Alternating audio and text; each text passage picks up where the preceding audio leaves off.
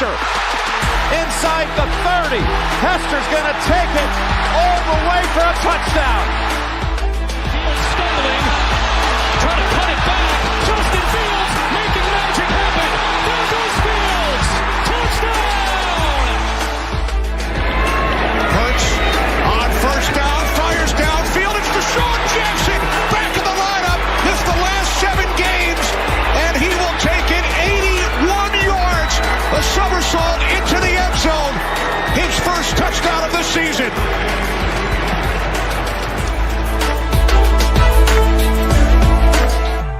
You're listening to The Pigskin Project, the world's #1 football podcast.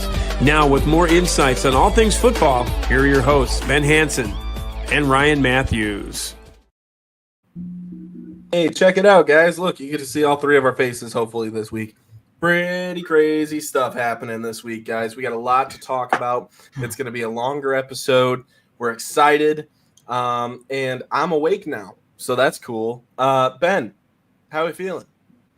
Feeling great. Obviously always pumped to come on and talk ball, but just a little extra something this week. Getting really excited. It's going to be fun.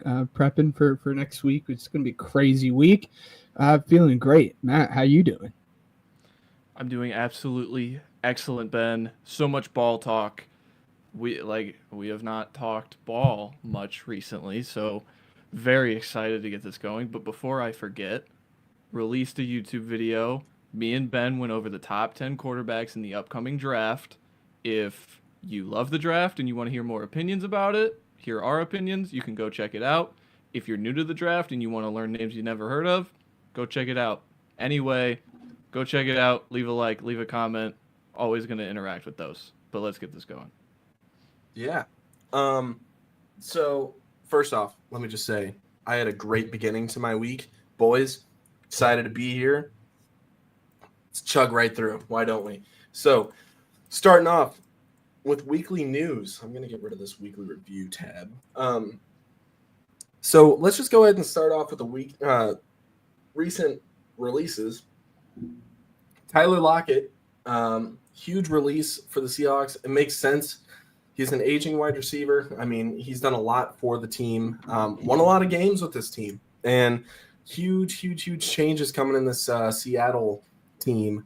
We'll be talking about one of them shortly, but Tyler Lockett, I would expect him to land somewhere. I don't imagine that his career's over quite yet. It's going to be very interesting to see where he goes. And I was wondering if there was anything or any team per se that you guys think could potentially pick him up. Cough, cough, Chiefs, maybe. Cough, cough.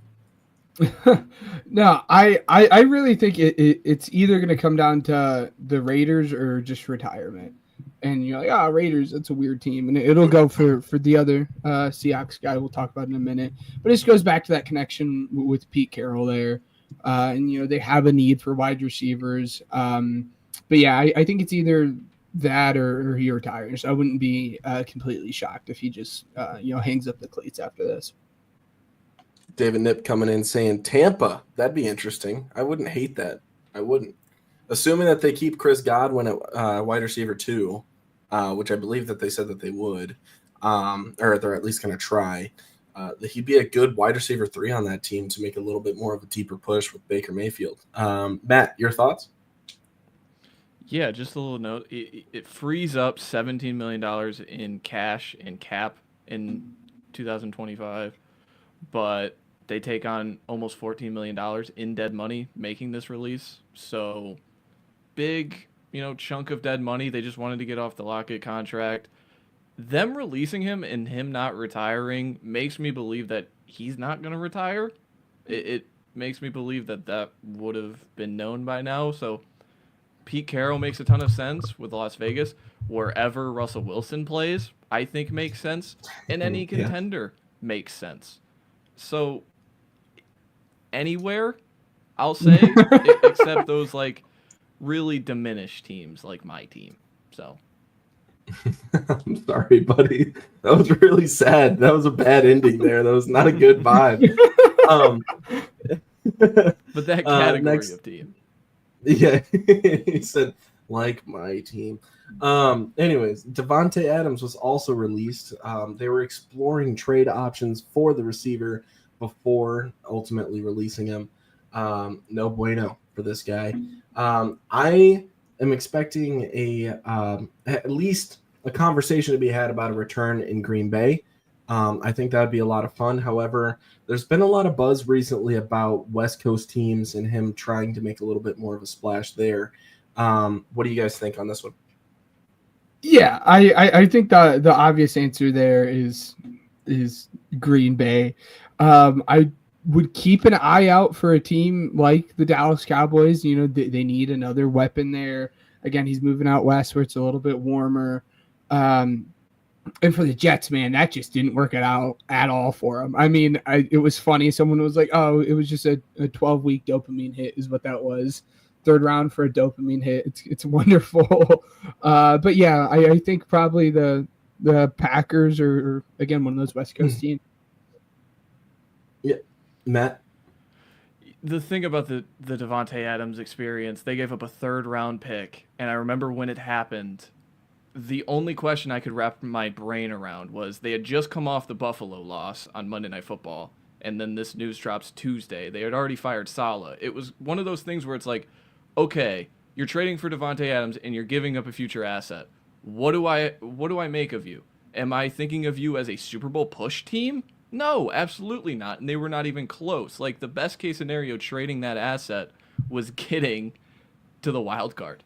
And it did not work out in a catastrophic way. The Rodgers experience, that's done. So the Jets can finally move into a forward future looking process.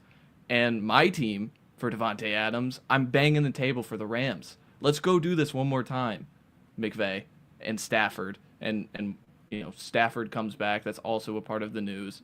But I think they should really go for it. They have the cheapest defense in the NFL, and they have a ton of good players. They have $50 million in cap space. Go get a true alpha 1 next to Nakua. Come on. Yeah.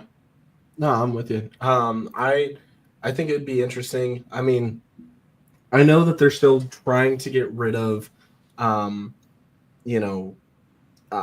Kupp. However, I mean, the one West Coast team that you didn't bring up there, I mean, the Chargers, they need a wide receiver over there, and I think that he would line up pretty well alongside Ladd McConkey. That's going to be a lot of fun in the scenario that ends up happening. Next up, Christian Kirk was released, and I know this is a name that we talked about briefly in our group chat today. So, I guess my question to you guys is, I mean, again, where do you guys think that this is going to be a fit? Because, I mean, I don't think there's a name on here, with the exception of one that retired, that won't find a team. At some point, all of these releases should find a team, whether they're depth or a starter. So, I'm basically going to be asking the same question for all these guys. So, Christian Kirk, I mean, I'd take him on my Bears as a third guy. But what do you guys think? Christian Kirk is a hard one, I think, as of right now to predict. And it was the same thing when it came to, like, when he hit free agency after his run with the Cardinals. I think if they can free up a little bit of money, I think look for a team maybe like the Giants. They could just use a reliable player. He doesn't do anything at a super flashy high level, but he's what you're getting from him, and you're not going to have to pay like a whole lot of money for him. Obviously, he's not going to be making the minimum, but I think he's one of those good medium options within the free agency right now. So again, a team like the Giants really stands out to me. Okay. That's not a bad option. What do you think, Matt? Yeah, he's a hyper-specific skill set. Like, he's going to primarily be used in the slot. I think it's up to him. Does he want to go contend? Then go to Buffalo, go to Kansas City. Do you want to make the most money? I think the Patriots and Raiders could be in play. I think a lot of teams need bolstering to their receiver rooms, and the Jaguars just got overfluctuated. Like, Parker Washington stepped up in a real way when Kirk was out. So they kind of just got oversaturated in the receiver room. That's why this happened.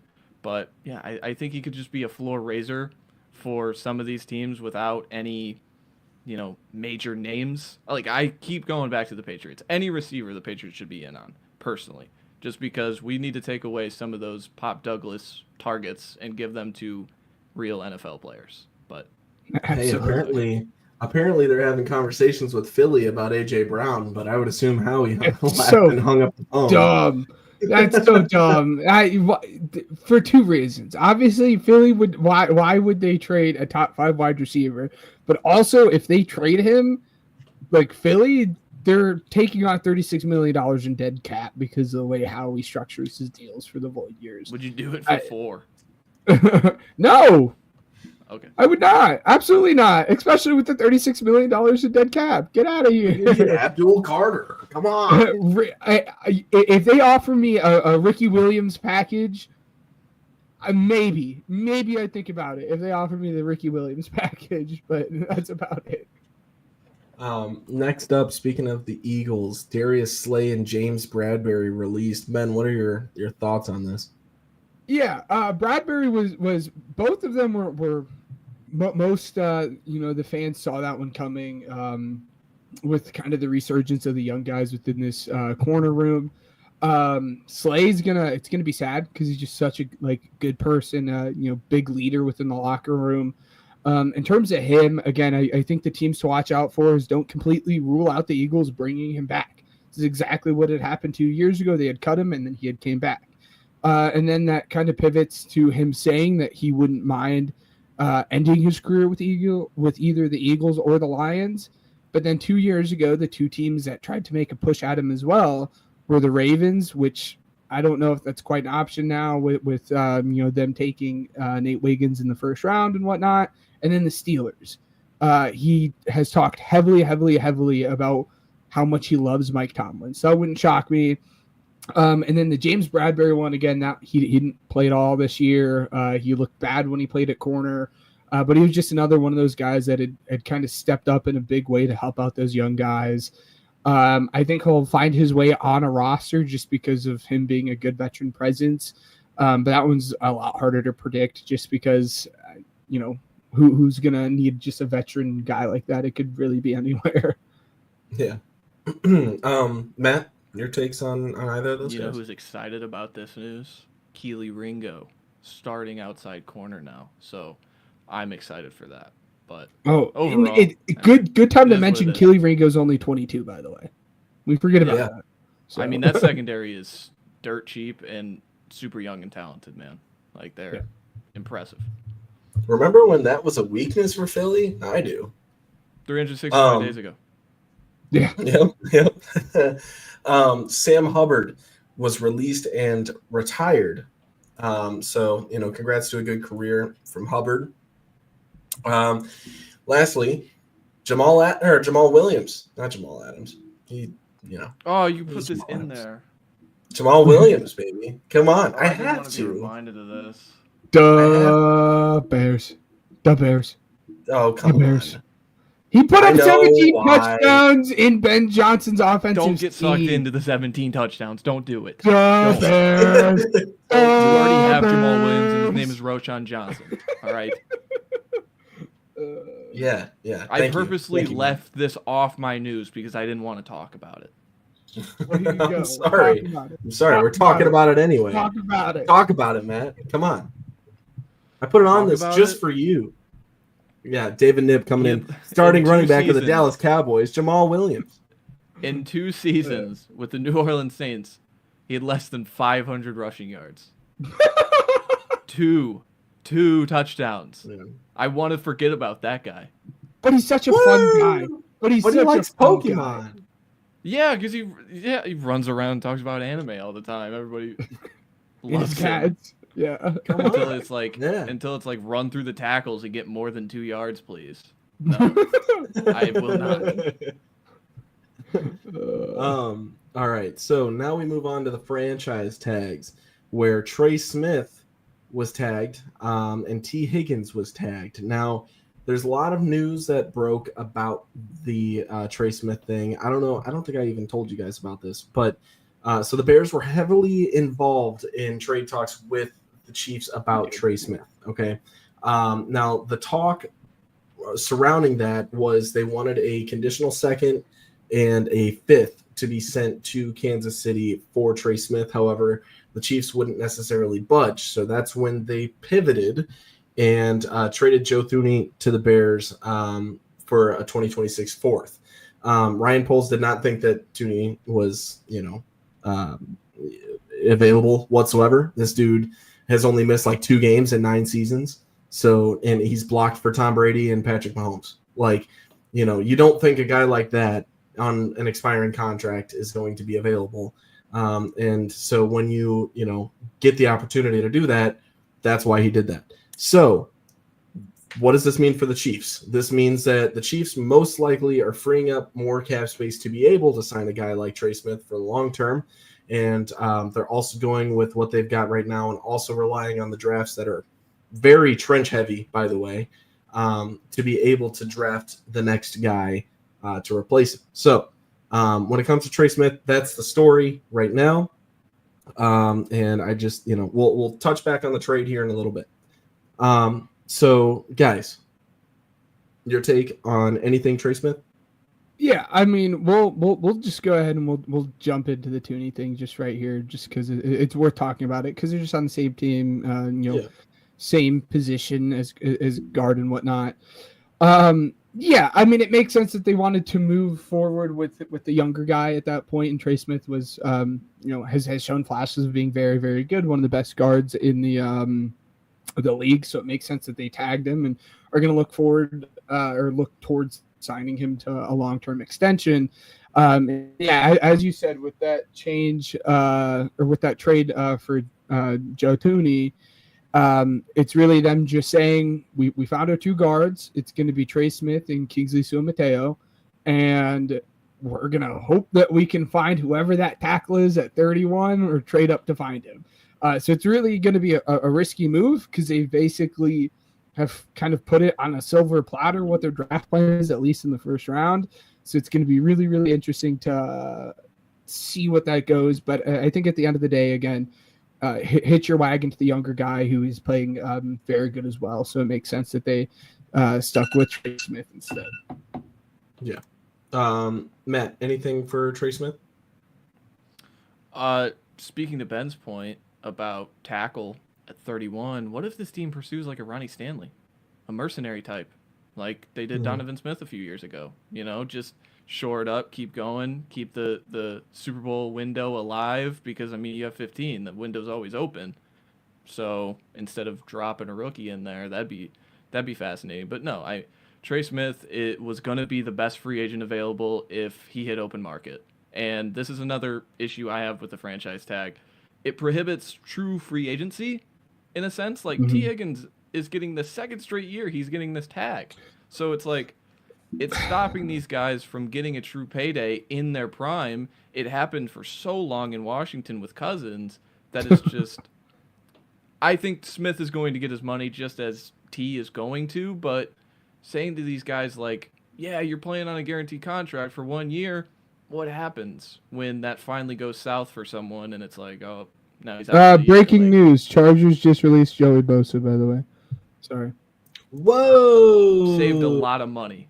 I know saved a lot of money. Boatload of money. But yeah, so I know that just happened as we're speaking. So yeah. I don't know the numbers, but yeah, cool. All right. Breaking news. That's awesome. While we're going over news.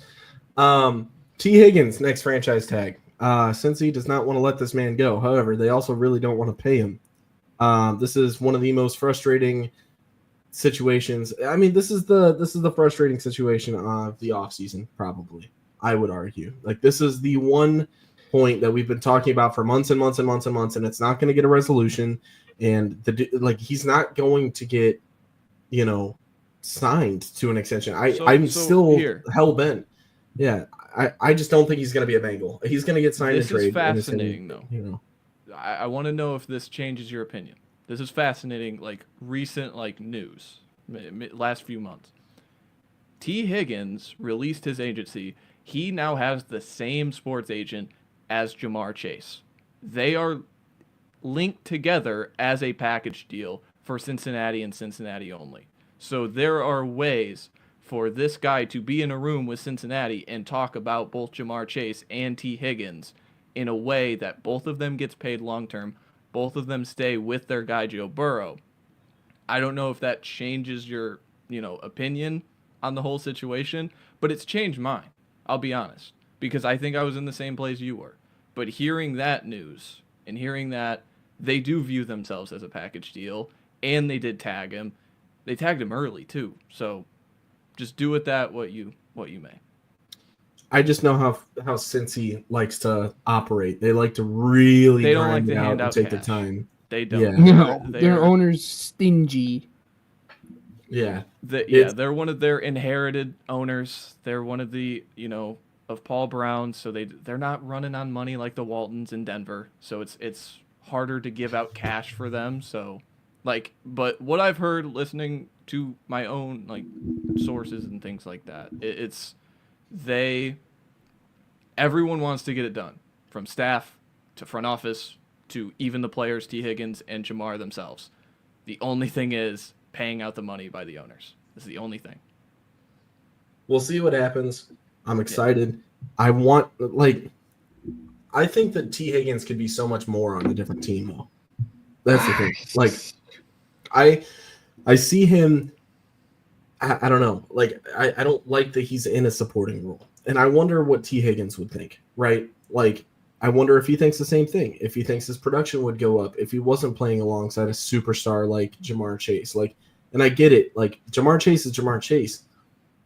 I feel like there's a lot of volume that goes to that, though. If, T. Higgins were to go to New England, I expect him to take over that team. That is his team. And he would perform a heck of a lot better, than he would on Cincinnati, is my point. And so, that's where I'm coming from. And I wonder if that factors into it, or if he would really honestly be willing to take a pay cut to make sure that he stays a Bengal with Jamar Chase. However, I mean, why hasn't this been done then at that point?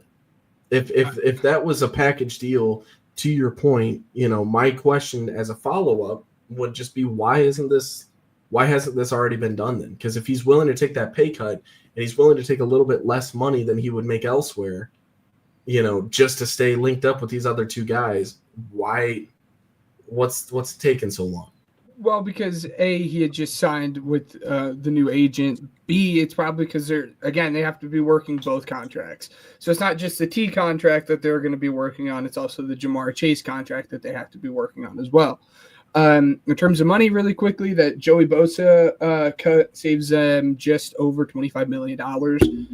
So now the Chargers have 70 or almost $90 million in free agency this year, because they had 65 before, which is ridiculous. But in terms of T. Higgins, man, he benefits from being in this offense. He benefits from not having to be the number one guy, where all the pressure is now towards Jamar Chase's side, which allows him to feast as the number two guy. And for someone who has A.J. Brown and Devontae Smith, two guys that are very, very good wide receivers, there's a clear difference in Devontae Smith's role when AJ is there and when AJ is not there. And he is not the same player when playing with and without AJ. It's tough. Again, I think he probably wants to stay, but it's just a matter of if they're going to pay him, because they've been reluctant to do that thus far. Hence why he's on his second tag. Speaking of absolute beasts that, will play better elsewhere, DK Metcalf, possibly, right? He just requested a trade in Seattle. There were trade discussions during Combine, right? And it was Green Bay reaching out to see if he's available. And to that point, I would assume that they got a resounding no. However, we'll check back with you kind of thing. And DK, after hearing a little bit about it and the contract situation that he has as well, I would assume that kind of plays into it. And I think that this is why they're willing to step forward with the trade. I think they kind of slept on it a little bit, and now they're comfortable with it. However, this does not mean that Green Bay is going to walk away and just, congratulations, you got gifted DK Metcalf. Seattle's going to do their due diligence. They're going to see exactly who's got the best offer because there's a lot of teams that need a good wide receiver. And I know that there's one team in New England that's pounding the door for a good wide receiver one and willing to break the bank for him. So, we'll see exactly what happens with DK Metcalf. The dude's going to be a beast wherever he goes. I think, he doesn't have the flashiest quarterback, I would say, in the world in Geno Smith right now. And I would assume that that's why he kind of, slips under the radar compared to like the top guys in terms of wide receivers.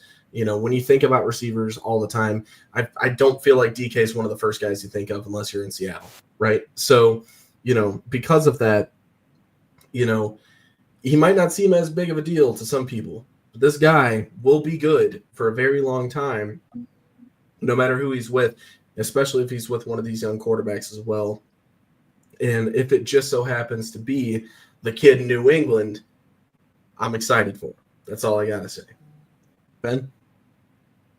Yeah, no, I it's going to be the same answer that I've said for all of them. Again, look for Packers, look for New England. Again, there's that Raiders connection with Pete Carroll. If they do decide to trade him, I think you're probably getting a second or third at least for him. So it'll be interesting to see wherever he lands if he gets moved. But really the big thing is I feel for JSN.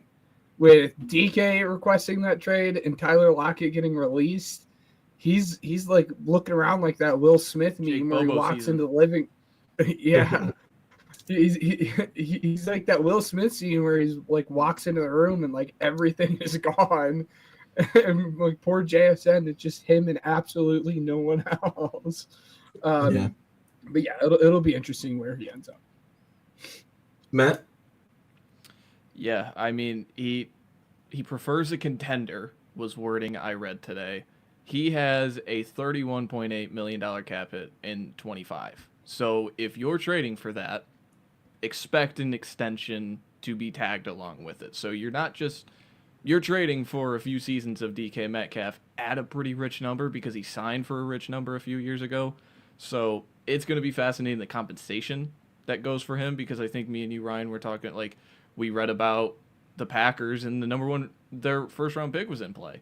So I'm fascinated to see what the compensation is, because that's going to tell me how the league sees these receivers coming up in the draft specifically. So we got to get out of this spot at 26 because A, we don't think we're going to find a difference maker, and B, we truly, truly need one. So it's going to be fascinating. I will say, on one of these young teams with cap space, I don't want to see DK Metcalf. I want to see that guy competing for championships, I'll be honest. Yeah. I'm interested to know, here's my tinfoil hat popping on, right? So I'm just going to extend off of this new comment we just got from Aiden. So he said he heard a lot from his Packer sources that Romeo Doubs is possibly in the package. Now here's where I'm coming from, right? And I wonder if Seattle almost reached a deal with Green Bay, right, that they were satisfied with, as far as, okay, because the talk of the town was their first round pick and one of their receivers, right? And I know Green Bay's got some young ones too that still have a couple years left on that contract that they might be able to make, a little bit out of alongside JSN, who put up great numbers and will probably be their wide receiver one next year. So looking at DK Metcalf in Seattle, I wonder from Seattle's perspective if they were like, okay, well, Green Bay, let us get back in touch with you after the combine. Let's kind of, stretch some things out around the roster and everything. I'll meet back up with you around free agency starts, right? But in reality, they found a deal that they like. They talked to DK about how, hey, we don't think that we see a realistic scenario in which we could pay you the way that you want to be paid. However, we want to work with you on a trade. And this is where the big, we're letting him look for a trade thing happen, right? Or DK requests a trade thing, right? This opens up the door for Seattle to bring him up in more conversations to teams that might not have known that he was available in the first place, and allows them to get that value from other people. So this, to what I'm wondering is, if Seattle's picking up the phone for these teams that are calling and saying, hey, this is what I get from Green Bay, what can you do better? kind of thing. You know what I mean? And if it doesn't happen, we'll see. Kyle coming in. We have some breaking news, boys. What are we missing? Please hit us with it. If could you imagine? Oh, what is that? Oh no. Oh yeah, Joey Bosa. Yes, we had talked about that. I apologize. Yeah, we talked about it briefly. It scared me. I thought I had missed that. I was like, I have my phone right here. For whatever reason, for those of you listening that might not be as familiar with Kyle Gagliardi, he's been on the show a couple times. He's a huge wrestling fan, and he's also a huge Green Bay Packers fan. So I thought that it was pretty ironic that we're talking about your Packers making a deal, and you're like, breaking news, by the way. You could just, cut that off now. I was recording for OTM. Hey, by the way, OTM on the Mark Wrestling Podcast. Go and listen to them. Great group of guys, great community that they're growing over there with the Main Event Network. And your boy was on the show one time. Not to be, pat myself on the back or anything. It's kind of a big deal, whatever. He said DK to Green Bay is happening. Spoiler alert. Yeah, we'll see. I'd rather see Devontae Adams personally, but anyways, so there's our trade requests. Appreciate it, Kyle. Now let's go ahead and attack the trades that actually went through. Now we already talked about Joe Thuney, whatever. I'll learn it. We'll figure it out. But we already attacked it just a little bit. We'll go ahead and attack the other Bears trade just to get it out of the way. Now this one got Matt pretty fired up, so I do kind of want to release a little bit of my tidbits on it before I kind of let Matt get at it, because he was fired up about this one, and I'll let him define that for you. To me, Jonah Jackson, from what I've heard from a lot of people, is that the marriage just didn't work out in LA, right? He broke his collarbone, I believe, trying to tackle someone, and so that wasn't really good. But he played at the center position in LA, didn't play that bad, honestly. It was better than Coleman Shelton did in Chicago. Thus, it's a very, very low bar. So, there's that. But, he played fine at best at center. However, he played great in Detroit under, guess who? Ben Johnson. He was a all-star, all-star fill-in, all-pro, whatever, not all-pro. Well, you get the point, Pro Bowl fill-in. Thank you. Holy cow, just thought about it to myself. I'm thanking myself, losing my mind. Anyways, I said he played for Ben Johnson in Detroit and was mid at best. There's a lot of talk about his cap hit. He only had like a $9 million cap hit, come to find out. So it's not as much as we originally thought. Still, quite a lot to be paying somebody that could potentially be your backup. Who knows? Overall, let's see. I'm trying to scroll through our group chat here to kind of release what I thought in live time. I said I would imagine this hole at left guard is now filled temporarily. I said this trade basically just got a decent system guy for close to no draft capital at the expense of some cap space, which we have a lot of right now. They can restructure, a couple guys on the team to make at least, I want to say it was $30 million as well. So they can create more if need be. I said injury history is a concern, but if you keep him at left guard, you can kind of let him play ball at that point where he's comfortable. I said, and then I kind of expanded on not liking the fact that I could be paying it back up almost $10 million. The film of him in Detroit had me pretty cautiously optimistic, but nonetheless, that's really it. And then we kind of let it be after that, and then I woke up to the trade for the big guy that we got today. So I'm going to open up the floor. Matt, I want to hear from you specifically, yes, because I know him and I kind of I don't want to say bashed heads on it, but disagreed on it a little bit. What are your thoughts on it? Yeah, the Bears trade a 6th rounder this year. Nothing. They take on about a $12 million cap at 11.8. I have in my notes. No guaranteed money left next season, so you can cut him next year and save money. The only thing that I have an issue with, and the alarm bells go off, and maybe this isn't the way that you should think about it, But 365 days ago, the Rams were willing to give him that contract. And now, a year later, a smart football team, a smart organization, the Rams, are done with it. They said, F it. We want a day 3 pick right now. Please, let's clean our hands of this. And so that's what makes me interested about this. Like, he played 200 snaps this season, and you mentioned center, played 107 snaps there. So, and one of those was the Week 18 game, and he played 1 snap in the playoffs. He was not one of their best 5. It's fascinating because you didn't give up anything. There's an out after after this season, but at the same time, it's like before the news today with Joe Thuney being a Bear, I was cautiously optimistic about this move specifically, and frankly didn't like it. With the Thuney thing, it gives you more versatility, it gives you more flexibility, and it shores up 4 out of 5 spots. There still lacks, I don't want to say vision, but right now, Braxton Jones is coming up on an extension.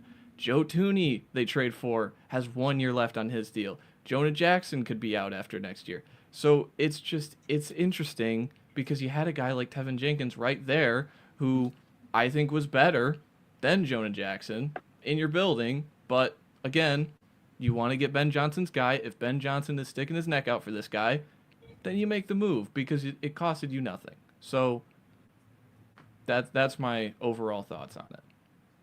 Just a lot to pay somebody, but meh move all around. It's a fine reaction. That's I'm kind of in the same boat as Matt. I don't think you're actually getting like a good football player here. To be frank, if I'm just being honest, I don't know how good he's actually going to be for you. And then you're taking on 9 million, 11 million, wherever you find it, in cap for a guy that's a replacement level at that. And that's kind of where my issue lies. And in the conversation in which we were like, Poles needs to do better shoring up the offensive line, and he can't continue to just get these replacement level starters, his first move was to go out and take on $9 million or whatever the cap hit is for another replacement level starter. And again, a lot can be fixed with now knowing that, you guys traded for Joe Thuney and all of that stuff. But yeah, at the time I was not the biggest fan of it. So it'll be interesting to see if he is that plan at the guard or if they go somewhere else. So, yeah. And then the last trade that has gone through so far, 49ers wide receiver Deebo Samuel was traded to the Commanders for a 2025 fifth. A lot less than what I would have thought. However, I also get it because it's Deebo Samuel and he's like kind of not as good as he used to be. So overall, it's a versatile guy. I'm pretty excited to see what they can do with him in Washington.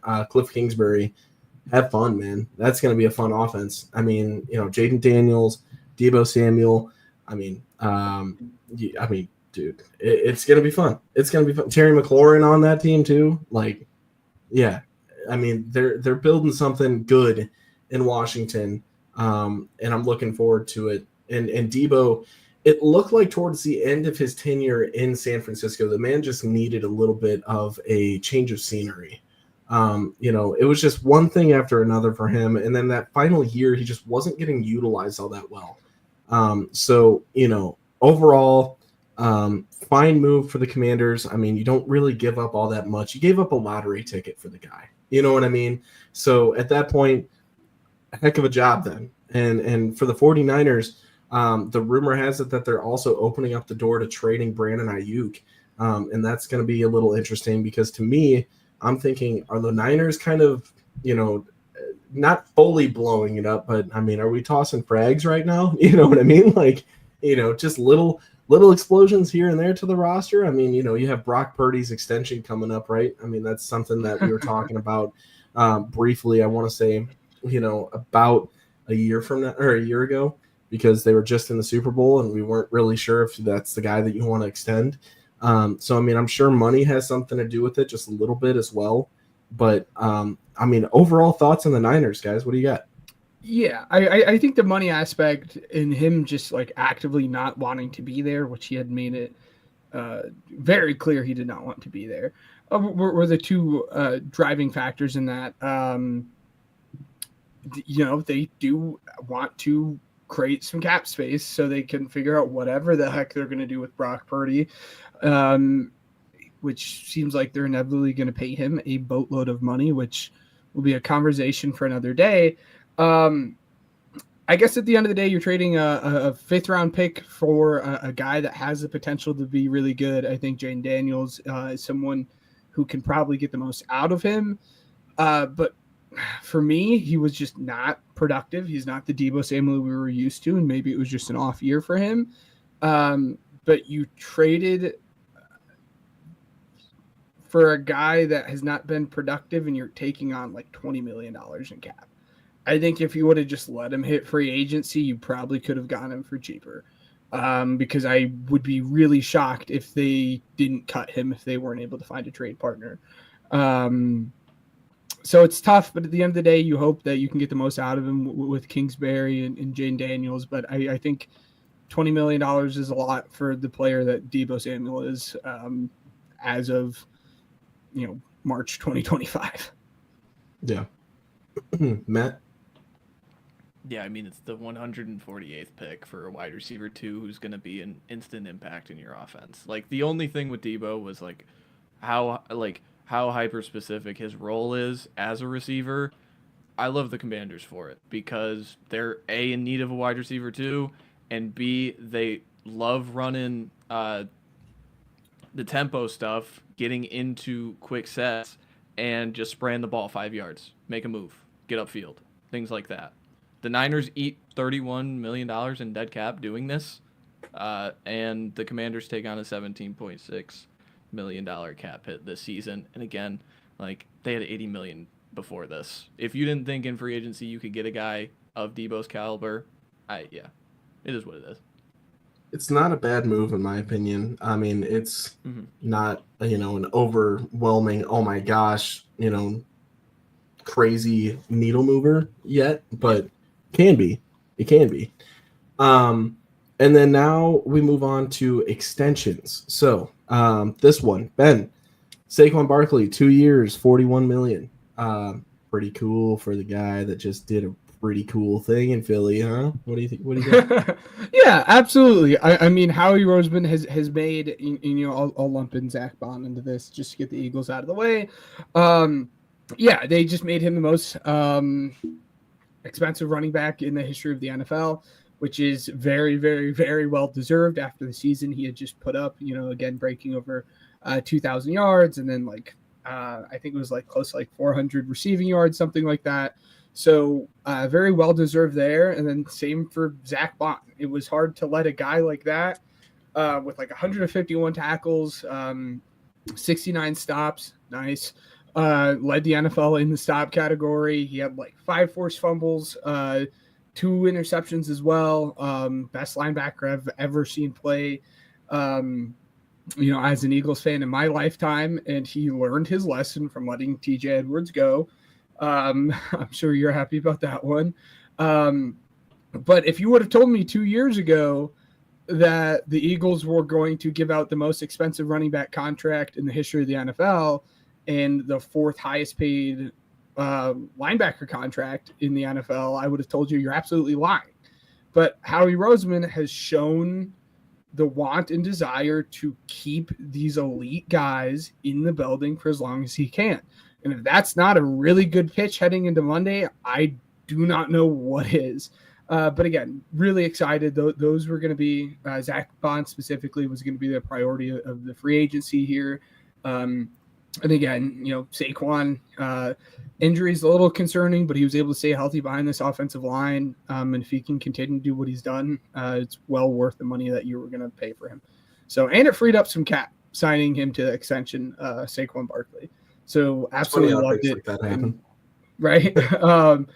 Could not just ecstatic, and everything else that's going to happen from here is just going to be icing, on the cake. I'm so happy. We're basically running back the same exact team from this past Super Bowl outside of a few pieces on the defensive line.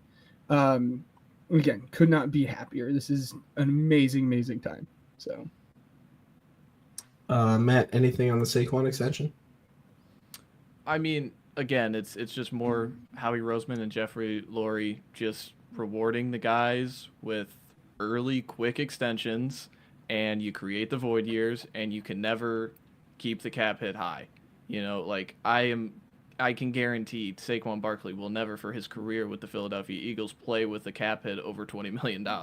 It will not happen. And that is, again, just what they do, and they do it at such a good rate, and sometimes it doesn't work.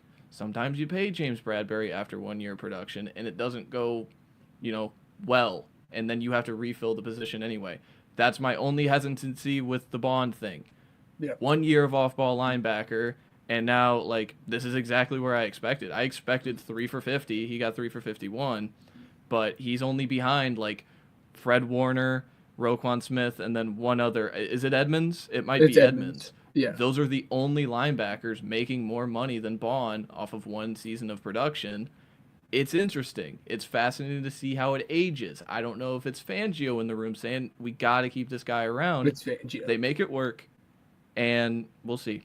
We'll see how it goes. It's just an interesting overcorrection from Howie. Like you said, if they were setting the market at running back and paying an off-ball linebacker 4th highest, you'd say you're crazy.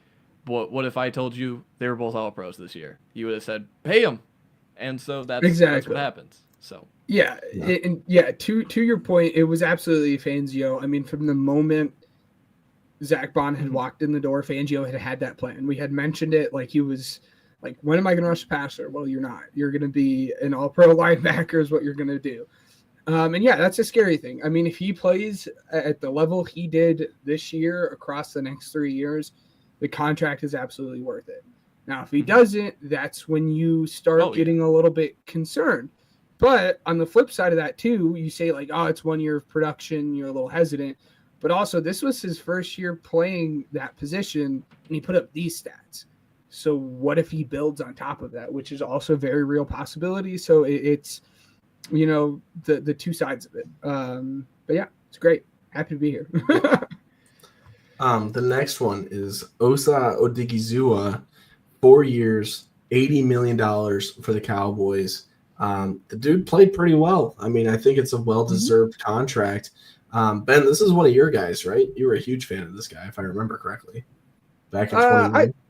Yeah, I mean, I liked Osa. I think a little bit more than consensus, but I wasn't super high on him. I'm just trying to remember. Was that just one of the names that we were just like, this is a fun last name to say, so I kind of like this guy, or was that just genuinely a prospect crush that you had? No, I mean, I did like him. But I again, very well deserved. There were conversations before the deal had come out that the Cowboys were considering tagging him so they could get this long-term deal figured out. The big thing here is this is at the bare minimum what the Melton Williams contract is going to look like. And I honestly probably expect more for Melton Williams, probably $1 million more per year or something like that. So that kind of set the market for what Melton's going to be looking for, but a well-deserved extension. Yeah. Matt, anything?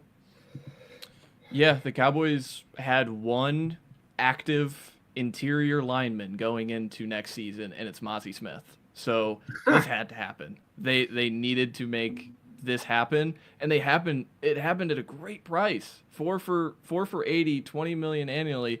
That's behind guys in their 30s like Leonard Williams and approaching the 30s Deron Payne. So I love it. It doesn't set a market. It's kind of in the healthy medium where he should be.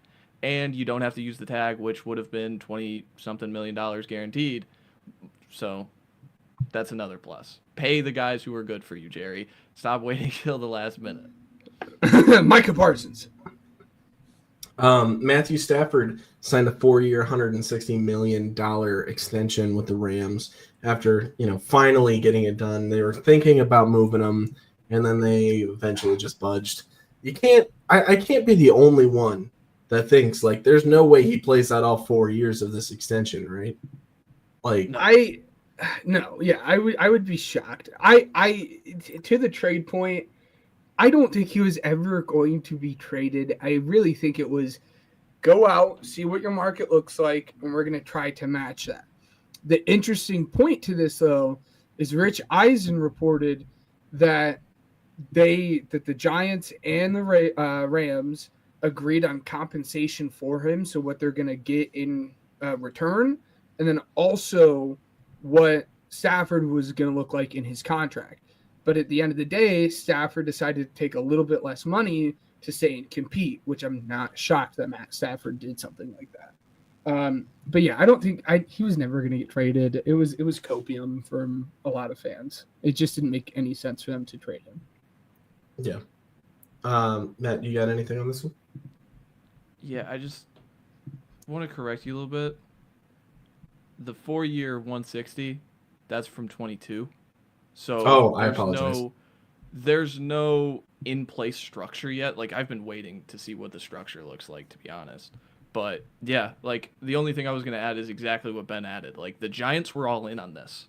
The Giants had the trade compensation figured out, and they went above and beyond, and Stafford likely knew enough about the contract to, desire it. But, again, it's uprooting your family at nearly 40 years old, being a West Coast kid, and going from the West Coast to the East Coast for a team that might win 6 games for a little bit more money. How much more money? We'll never know, but it is fascinating to see how the Giants are truly, truly all in on this, and it makes me think, what's your pivot? Is it Rodgers? Is it going to get the number 1 pick? It's just fascinating from the Giants being so aggressive and above and beyond for it. Yeah. Max Crosby signed an extension today. 3 years, $106 million. So we can go ahead and put the trade, things to rest. I'm just saying trade things because I feel like it's purely speculated by Twitter. So, we can put that to rest. But good for Max Crosby. I mean, this is the team that he wants to be a part of and rebuild and be that, cornerstone for. I just hope that they get it done for the guy. I mean, the dude's a beast year in and year out. I mean, he's got to help him in one way, shape, or form. Can they please do something around him and get him a quarterback or something on the opposite side to watch when he's on the sidelines? Good Lord. Yeah. And the big thing there for him is congratulations. It's $35 million or more. I think that's either the highest non-paid or close to highest non-paid quarterback. Yeah. But you had mentioned putting the trade stuff to rest, but that doesn't just go for him. That goes for a lot of franchises that wanted their team in on Myles Garrett, because now that set the market, and now that's going to be the bar that Myles Garrett's going to look at that, and he's going to say, I want more money than that. And a lot of teams are going to say, I'm so happy you're thinking like this, Ben. That's exactly what I thought too. Thank you, man. Yes. And that's going to take a lot of teams out of the Myles Garrett sweepstake as well. So it'll be interesting to see how that signing impacts the trade conversation surrounding Myles Garrett. Yeah. Matt, anything in addition to that? Pay your good players. And the Raiders don't have many good players. Micah Parsons, Jerry. That's what you got to do. Stop it. This is what you got to do. Jerry. Fair. Max Crosby is that good. No, Jerry, please. This is what we saw it with CeeDee Lamb when you waited to pay him. And we're already starting to see this Jerry mistake. Loves the attention. We're already starting to see this mistake materialize in real time with the Micah Parsons contract. Pay him as soon as you can. You just opened up like $55 million in the restructure between Dak and CD. Use that money for Micah before you're going to have to pay him even more than what Myles Garrett gets. When you wait this long, it hurts you. We've got a Cowboys fan here in the comment section. Micah ain't getting paid. That's what he said. He said it. Yes, he said it. He wants Micah. He's very well aware. For those wondering, David is one of my very close friends. Actually going to go and visit him in like a week. But one of my very close friends, and he wants Micah, but he's of the rational Cowboy fan belief that Jerry Jones is just delusional. But that's besides the point. 2 firsts. 2 firsts. I'll send you 2 firsts. Yeah. Yeah. Anyways. And then the Eagles, I forgot to normally I bunch these guys up and organize them, so I apologize. Zach Bond, 3 years, $51 million for the extension. David said Jerry will take a fifth, baby. Let's go. He's a Bear. Anyways, yeah, Ben, I'm going to have you talk about him. But first off, I apologize for not, grouping them together with the other Eagle that, deserved an extension. So we had talked about him when we had talked about Saquon. We did. Okay. We did. Oh, yeah. Yeah. Yep. Your thoughts, Ryan? Yeah, your thoughts. Here's my thoughts, man. When I think about linebackers, I think about how Jack Sanborn isn't getting paid, and that just makes me sad. So I'm happy you got the guy that you like, Ben. That's cool. You know who didn't get the guy that they liked? Me. Okay, I wanted to keep Jack Sanborn, but you got Tremaine Edmonds.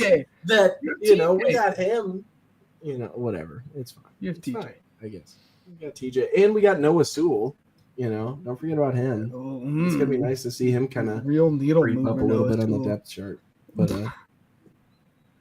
good Lord, yeah. Okay, and then the last thing that I have here is the signing of the week. Drum rolls, please. Former Bengals guard Alex Kappa to the Raiders, 2 years, $11 million. Everybody point and laugh at the Vegas Raiders.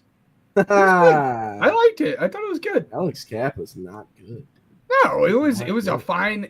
I would much rather be paying Alex Kappa $5 million than Jonah Jackson $9. That's besides the point. You know who Alex Kappa blocked for? Tom Brady.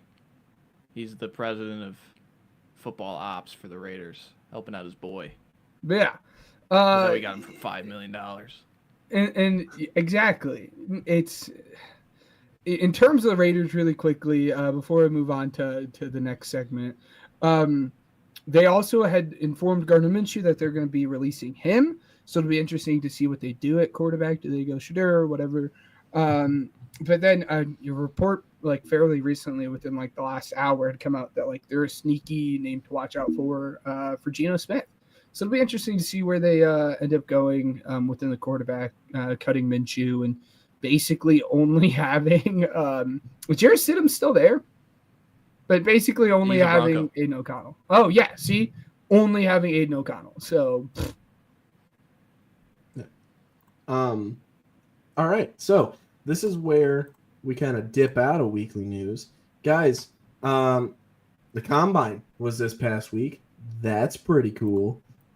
So Matt and I made a trip down to Indianapolis on Friday, and then we drove all the way back up from Indianapolis.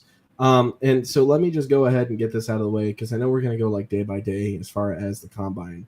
But I just kind of want to talk about my side of it, because listen, I was not feeling great at all on Friday. I had to hype myself up to get out of bed on Friday. Your boy was sick. It was not fun. But we picked up Matt. We said, hey, boys trip. We said we were going to do it. I'm going to do it. And so I went and I did it with Matt, and it was cool. We went all the way down there, and I got some Dippin' Dots. So that was cool. And then we drove back. Oh, also, we talked to Aiden, who was in the comment section, talking about, his Packers sources and Romeo Dubs and stuff.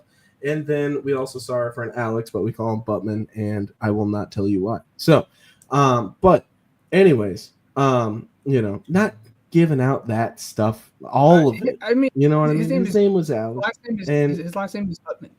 Yeah, just throw out his government name, Ben. It's fine. Whatever. I was trying not to. Whatever. It's fine. You ruined it. It's fine. It's fine. I'm not mad. Anyway. When you were talking about the Dippin' Dots thing, I don't know who all is familiar with it. I think it's Auburn. I don't know for sure what team he was a pitcher for, but it reminded me of the pitcher at the I think it was a College World Series, but it was definitely in the playoffs.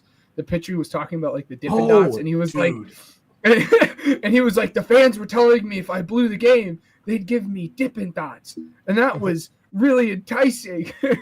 Yeah. And he's like, that was really enticing. But then I realized if we won, I could have all the Dippin' Dots in the world. Yeah. He went viral for, I Googled it. His name's Steven Scotch.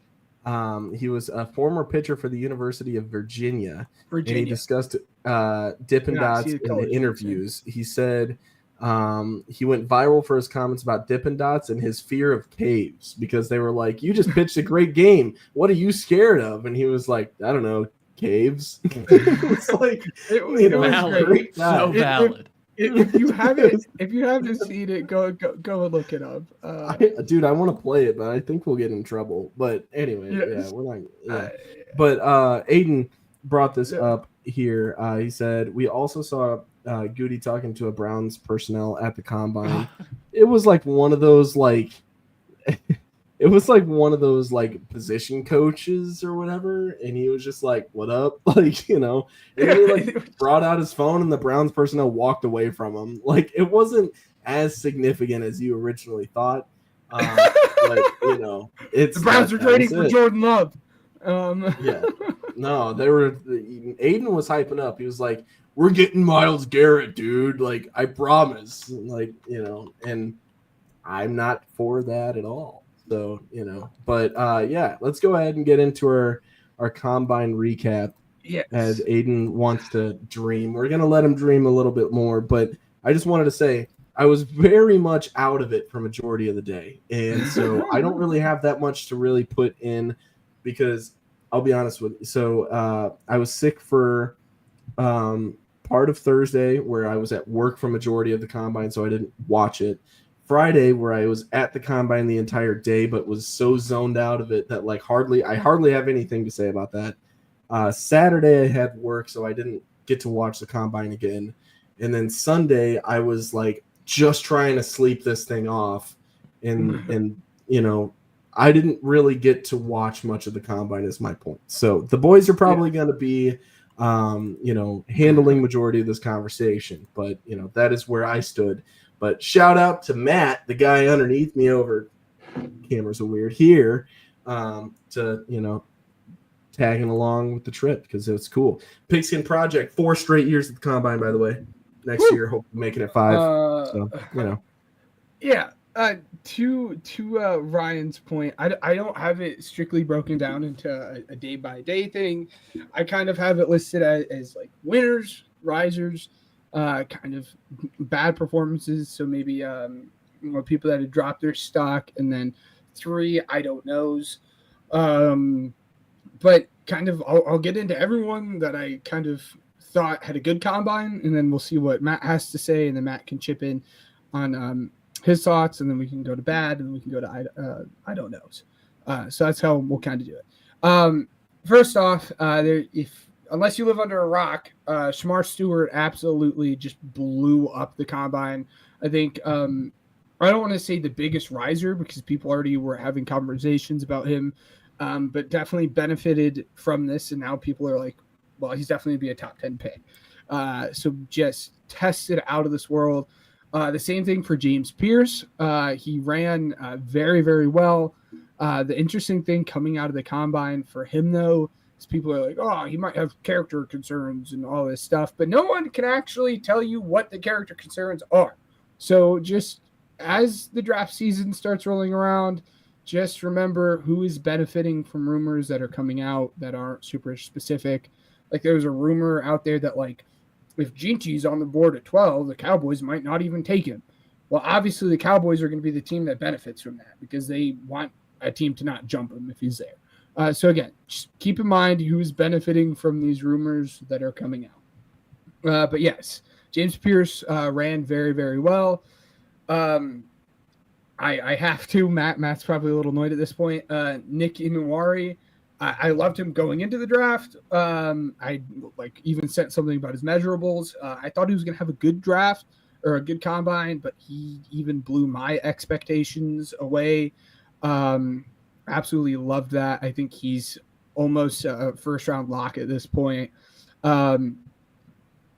there was a Texas wide receiver that ran in the 4.3s. Probably not the Texas wide receiver. 4.2s. 4.29. 4.29. My bad. 4.2s. There was a Texas wide receiver that ran in 4.29, and probably not the one that you thought it was. It was Matthew Golden. So, man, he can move. I have to talk about one of my guys, Deontay Ursary. He ran a 5 flat in the 40, so he moved better than what I even expected from him. He has the length that you like, the size you like. I had to just drop him there. Membu, he was moving. He ran a 4.9. Yeah, that was awesome. He ran a 4.91. Will Campbell also ran a very, very good 40 as well. But Membu basically locked up his draft position as the number 1 tackle in the class. And just wouldn't be shocked at all if he goes in the top 10 picks at this point. Jahad Campbell basically showed why he is not going to make it outside of the top 20 picks. I think at just the latest he's going to go is that Rams pick. But I would be very shocked if he did not go before that. He just showed the type of athlete he was at the combine. Tootin, the Virginia Tech running back, ran a 4.32, so he was absolutely moving. And then a running back that holds a special place in my heart just because I absolutely love him. DJ Giddens ran faster than what I thought he was going to run. He ran a 4.43. He tested really good in jumps as well. He had a 10.10 broad and a 39.5 vert. So he tested very well. Tyler Shuck ran, I don't have the number right in front of me, but he ran I think it was a 4.63. Just further supplanting him as one of these top QBs within this draft cycle, so long he can stay healthy. And then Jackson Dart just looked absolutely smooth running the on-the-field drills. He was hitting every throw that he was asked to make. Again, he just looked just smooth as butter on those on-the-field drills. But those are the guys that really stood out to me at the Combine. Matt, did I miss anyone or anyone you want to talk about there? No, you really didn't. Yeah, I like watching Thursday. That was like the edge guys. No one stood out. The edge runs fast. Shamar Stewart did great. Jalen Walker didn't test. That would have been one of those guys that breaks the combine. Then Friday we were there. Tight ends looked pretty good, except the top 3 tight ends didn't do anything for me, which is Warren, Loveland, and Arroyo. You'll mention Gunnar Helm and his thing. Jade Barron ran in the 4.3s. That was a start. Everyone ran faster. Shocker what happens in the fast track at Indy. Everybody runs faster. And then, the Saturday was so fascinating because, every running back looks awesome. Marcus Yarns from Delaware looks awesome. Taj Brooks was a guy who really shot up for me. Was RJ Harvey. Whoa. RJ Harvey was another guy. I think we had 15 sub 4.5 40s for the backs, which is insane because most of these guys are 200 pounds. It's just showing how loaded the running back class is. And then, the receivers were pretty good, except when one guy says he's going to run in the 4.1s and runs in, 4.39. That's not great. But overall, I think he hit everything. The only thing, Malachi Starks is still good, okay? Yeah, that 4.5 is not bad. Stop it. He's still really good. He was awesome in the on-field drills. He separated himself. I was there, all right? He separated himself in the on-field drills for me. Yeah. No, I thought he looked just fine. People are freaking out about it, and it's dumb. Moving on to the bad. The first one in all caps, and I cannot say word for word what I have typed out here. But Tez, what the hell was that? All right. You cannot weigh in as small as you did and then go and run a 4.5. That was just like that. It was ridiculous. I had him running as like my fastest 40. That was my like prediction for the draft. And for him to again be that small and run as bad as, and you know, in the grand scheme of things, 4.5 isn't bad. But to be that small and run as bad as you did is not a good look. Now there were reports out that he's on. You know, he has like a personal chef and nutritionist and everything. So that could play into effect, you know, you're switching up what you're eating, what you're putting in your body, which it definitely can affect how you perform. But still, it was not a good look at all. Will Howard on the field drills just was not hitting his throws, which was just not a good look for a guy that has been a riser since the end of the season. To go and put on that performance was just bad. And then Dylan Gabriel really, really, really showed his just lack of arm strength on the field drills as well. It looked bad. He had to get that ball out as quickly as he could, basically on those fade routes. And then the last one. Mason Graham, people were shocked that he weighed in. I think it was like 294 or something when his listed weight was like 318 at Michigan, and then his arm length was like 32 and a half. To that, I say, look at his tape. Like, people are like, oh, but defensive tackle, he's tiny, blah, blah. Look at the tape. It doesn't matter. He was able to do it at that size very, very well. It really doesn't change anything for me. You don't draft Mason Graham because you think he's this big space eater. He's not a Kenny Grant. He's not a Jordan Davis. You know what you're getting from him. I think people are kind of blowing the Mason Graham stuff a little bit out of the water, but I'd be remiss to not talk about him within the bad category. But anyone stand out as particularly bad or dropping their stock from the combine? Dude, the quarterbacks are so bad. Like, it's just, it's awful to watch them all throw and be like, you guys are like mostly day 3. Milrow looked pretty decent, I thought. Hey, he grew a half an inch in his hand size. Hey, what? That was start about the Senior Bowl measurements, man. Like, as congested as it was on Saturday, I just want to say I was blowing my nose a lot, and that was the second most disgusting thing that happened on a Saturday, dude. These quarterbacks were not not impressive at all. I remember, like, you know, the crowd being like, "Oh my gosh," with like Will Howard like 24/7, and then being like, "He's really getting hyped up, isn't he?" Like, that was really funny to me because I'm like, you know, and then you see him like overthrow a corner route, like A+, guys, you know. Yeah, those 15-yard post routes were eating Will Howard alive, man. But like, overall, like, the thing about Tez, like, yes, Tez is 154 pounds. Yes, he didn't run sub 4.5. That's bad. But like, he had an elite 3-cone. Like, 6.65 is awesome. So it's like, I don't know how to feel about Tez personally, because like, he is so hyper specific. Someone's gonna like him. Someone's gonna do it. Yes. Someone did it with Tutu Atwell. Someone did it in the first round with Worthy, and Worthy was really good this year. So I'm fascinated with Tez. But overall, yeah, another loser was Senior Bowl measurements, man. Like, Marcus and Bo was like a whole inch off his arm length or something like that. It was crazy. It was bad. It was bad. And then just a whole list of I don't know what to think. The first one was a guy that you had already mentioned. A lot of people are blowing the whole like Isaiah Bond stuff a little out of the water, and I think a lot of it stems from the fact that he's like, I'm gonna break the record. He still ran a fine 40. Like, stop it. Like, everyone's like, he's a loser because he said he was gonna run in the 4.1s, and he didn't. He ran in the high 4.3s.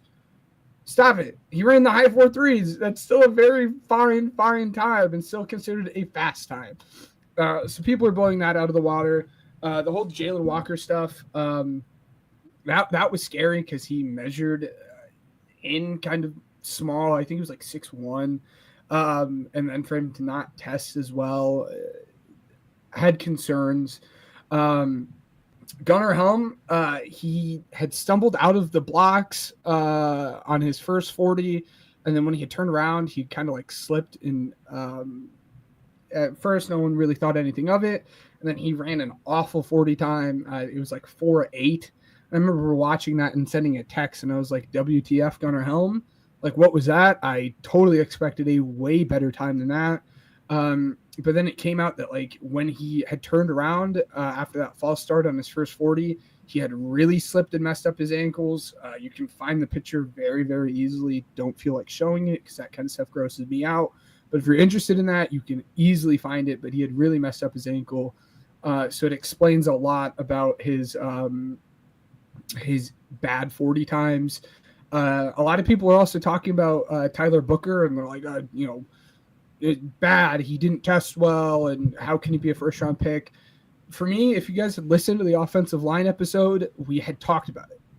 He's not athletic. That shouldn't have came to a surprise to anyone. He wasn't ever the kind of guy that you're drafting because you think he is a great mover and all that stuff. Like, I just don't get why people are kind of double knocking him now. It was already a knock that he wasn't athletic, and this comes out and we're going to knock him again. You can't do that. And then the last one, I'd be remiss to not talk about it, is kind of the Shedeur Sanders conversation. I guess there was a couple people that had said that have come out since saying that like he rubbed some scouts the wrong way, some quarterback coaches the wrong way. They kind of came off as arrogant and whatnot. It's stupid. It's Shedeur Sanders. We know what we're getting. It's fine. This is Ben saying this. Yeah, this is me saying it. The known Shedeur like hater, I guess. What are we doing with this? You guys are making a nothing into something. It is so dumb. And to be frank, I kind of want my quarterback to carry that charisma. I want my quarterback to be that guy. That's coming from a Jalen Hurts fan. It's stupid. Why are we knocking him? Don't you want your quarterback to be confident? It's dumb. I don't know. Matt, any last comments on the combine before we really sink our teeth into this wide receiver class? Yeah, I just when you watch the combine next year, like nobody loses the combine because we're competing. All right, like that's the whole thing. Like that's what I always think. Like the combine is like, oh man, this guy's jumping a few rounds now because he had a great combine performance. Not really. It's for the medicals. It's for the stuff we learned about Abdul Carter, learning about his injury, and it's for those interviews for guys meeting with teams. Like I had a few names down that met with teams like the big names.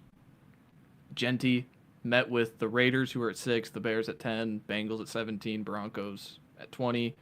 Will Campbell met with the Saints, Bears, Niners, 9, 10, 11 in that order. And then the Titans are going to host the 4 top expected pick candidates, Abdul Carter, Travis Hunter, Cam Ward, Shedeur Sanders. So, yes. Really quickly too, Josh Simmons. In terms of medicals, people are saying that like he's actually moving on way quicker than expected, and he's expected to. He won't be participating in OSU's pro day, but he's expected to put on his own like personal private pro day for himself. And then it's fun to poke fun at Will Howard and that stuff too. But you also have to think about the setting he's in. He's throwing to guys he's never thrown to before in his life, most likely. So yeah, just keep that in mind when we're talking about all these prospects, like Matt said. So let's go ahead and move on to our next segment here, where pumped. Hey, we were talking all about O-linemen last week. Now we talk about the wide receivers. So I only did a big board of the top 10. I don't think I told you guys that beforehand. So if you guys have more, that's cool. But I only did a top 10 because we did top 10 for O-line and figured that we could go, But I did watch more people. I think I deleted the list, though, after I created my top 10. So I'll have you Yeah. guys know that I'm pumped. It is very true. Mary had heard me through the walls and texted me, "Are you okay?" So that's how excited I am to talk about this stuff. He's pumped. So Dude's pumped. yeah, pumped, and I'm very excited. Bumped. Yes. All right, so I think Matt's got to start, right? Because he's on the bottom now. Because you were on the bottom last week and you started, right? Is that what's going on? I mean, I had just started just because I like talking about O-line. But yeah, I'm fine with starting with Matt. If Matt wants to start at 10, I can start whatever. So Yeah, I heard you go. Matt. Yeah, so we got to get honorable mentions out of the way. Guys I like into day 3, Daquan Felton out of Virginia Tech. Height, length, speed guy, 6'5", ran 4.5 exactly. Love the intangibles. If you enter day 3, I think he has the prototype X receiver build. Kyle Williams out of Washington State is another guy I just loved watching on tape. Quick vertical separator with great ball tracking. I was just very impressed with him with John Mateer this year, who transferred to OU. And then lastly, Dante Thornton Jr. out of Tennessee. Long, smooth glider with length and strength to create his space downfield. The guy averaged like 25 yards a catch this season with Tennessee, and he only played 300 snaps. So he's going to be a limited role player. All 3 of these guys are kind of limited role players, but just guys I wanted to mention. And then long vertical athletes, I had 11, 12, and 13. Trey Harris at 11, just missed the cut. Savion Williams at 12, just missed the cut. And 13, Pat Bryant out of Illinois. So, do you want me to start with 10? Well, since you're talking about honorable mentions, I'll kind of get into the guys that had just missed my cut. Mm-hmm. I had 14 guys I ended up scouting, so 4 of them just missed the cut. I'm gonna not talk about 13 because we will talk about him, and I'm just much lower on him than the rest. But I had Pat Bryant at 14. This mystery wide receiver at 13. Restrepo at 12 reminds me a lot of my guy that I have at 13. He's just very gritty player, but kind of lacks that verticality that you'd hope from a smaller guy like that, but can really win underneath with play strength and route running. And then the last guy that just missed the cut, and it really hurt for me to not put him in here, was Isaiah Bond. Just a true deep threat in every definition. The man can just run and is just dangerous, and they're just going to have to keep a safety over him or you will be burnt. But yeah, it's small frame, had a little bit of injury questions, and then just couldn't really find the spot in the zone as well as I would have liked. But anyways, 10. I almost missed it. There's 2 guys I'm out on. Below average athletes combined with small body types. Xavier Restrepo and Tez Johnson. You are not on my draft board. Just saying that now. So they missed the cut. Number 10, Isaiah Bond. Pros. He's tape fast. He just is. Didn't translate into true 4.1 speed that he wanted at the combine, but his top gear on tape was very noticeable for me, especially at Alabama. Had the injury issues with Texas this year. He has unique release packages, create separation quickly, and good luck. Good luck catching him once he gets downfield and hits that acceleration gear, man. Like, that's the stuff I'm talking about, the tape fast. Once he breaks that first wave, he could go for miles. Despite the tight frame, he showed a willingness to high point outside the frame. Had many times with Alabama catching, Milrose sprays and even Ewers sprays, things like that. So he has a catch radius, even though he's a smaller guy. And then, due to the dynamic explosiveness, projects as a dangerous yak threat. They didn't use him much like that with Texas as much as I like. I think he might have been the recipient of that Florida, like the end around play with Ewers, where he like fakes the handoff 3 different times and creates, 30 yards off of that. That's kind of like what I could project with Bond. And then last, like the cons, play strength due to small frame. Makes catching in traffic an issue. Ball tracking was average to inconsistent, and that was a red flag due to the size already. So, like, I can talk about how he flies down the field. If he had elite ball tracking, like, I'd skyrocket him. But that was an issue for me down the field. And then lastly, needs to be smarter and less antsy finding the zone spots. He is so fast and he accelerates so quickly that I'm going to race and get to my spot. I'm going to race and get to the zone spot. Blah, blah, blah.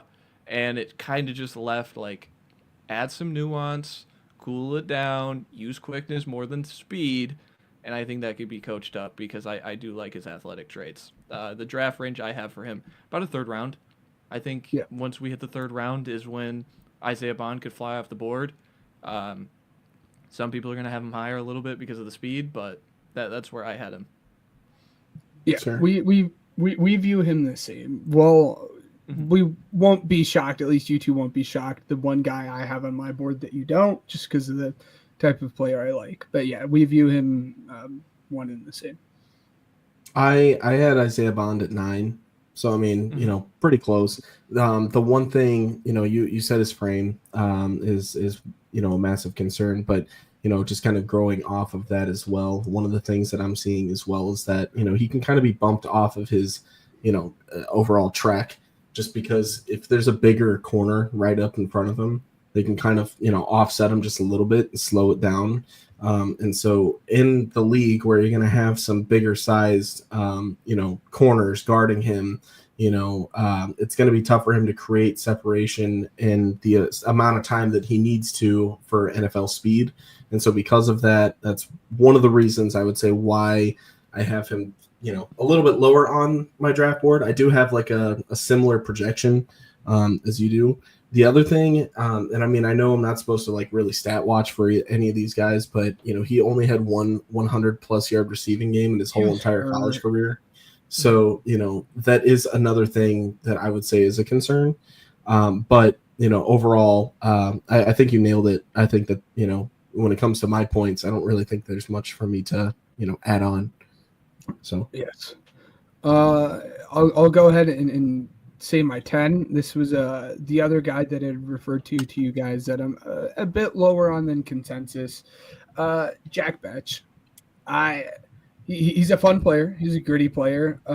Really likes to get dirty. He has strong hands, very physical throughout the entire route and at the catch point, and really knows how to set up defenders with good route running, and is a very good blocker, but he's just not a top-end athlete that you'd like to see at the position, both in explosion and long speed. He doesn't really create the separation off the line of scrimmage like at all. It's really tough. It's a lot of him just running. And then he's only had 1 year of really solid production. But like I said, I think he's a very gritty player, a tough player. And to be frank, the guy that he reminded me the most of when watching him was he gave me very, very heavy shades of Jordan Matthews. And Jordan Matthews was a very productive NFL wide receiver for a 4-year span with the Eagles, and was able to get it done with his physicality and, again, good route running, but just was not really able to produce within the yak and use his athleticism. So I have Jack Betch at 10. Okay. I'll go ahead and add on just because Bond was Matt's 10. So Betch didn't make my top 10, I'll be honest with you. Jaden Higgins was my 10. And so, going through my notes with him, overall, I think that, for him, he had great body control overall. His ball tracking ability as well, I was very impressed with. And just to kind of go down a little bit more, his wingspan's pretty impressive. And not to mention, I mean, overall, the agility after the catch for his size is very impressive altogether. So, I think that it's kind of more of like a versatile guy, in my opinion, to where you can kind of line him up, wherever you want. But, I don't like him as much as I do other guys, which is why I have him a little bit lower. Overall, when it comes to like his weaknesses to me, you're thinking more limitations against press man coverage. That's one of the things that I look for, just because, it's a huge thing. But I mean, just to kind of keep it short and sweet, Jaden Higgins, yeah, that's my number 10. Yeah, Matt, do you want to get into Betch and then Jaden Higgins, and then I can get into Higgins? Yeah, Besh I have at 8. The pros, smart route runner with decisive breaks, matched with zone feel. The body control and play strength at the catch point was all over the tape for me. He's a creative yak player. He shows the vision and the toughness to run forward and not kind of dance around and make things negative. He runs forward. We like that. And then he's an excellent blocker due to effort, leverage, and strength and angles. So I loved it. He was a gritty, tough dude. And with everything that's happened with Besh over the last few months, like, I think we're all rooting for the guy, no matter if he's on the top 10 list or not. Like, this dude has the tragedy, loses his brother in New Orleans due to that tragedy, comes out at the Senior Bowl, and he competed his ass off. He truly did. And it's so easy to root for this player for me. Cons, he's a fine athlete, not overly explosive. I agree with Ben there. He didn't run the 40, so the top end speed could be a downside, could be something he knows and we don't, or he doesn't want us to know. The body catches, has some flashes, don't love that, misses some yak opportunities because of it. Because he's waiting on the ball, and then back-to-back season-ending injuries, but not a major concern due to the competition he had at the Senior Bowl and the Combine.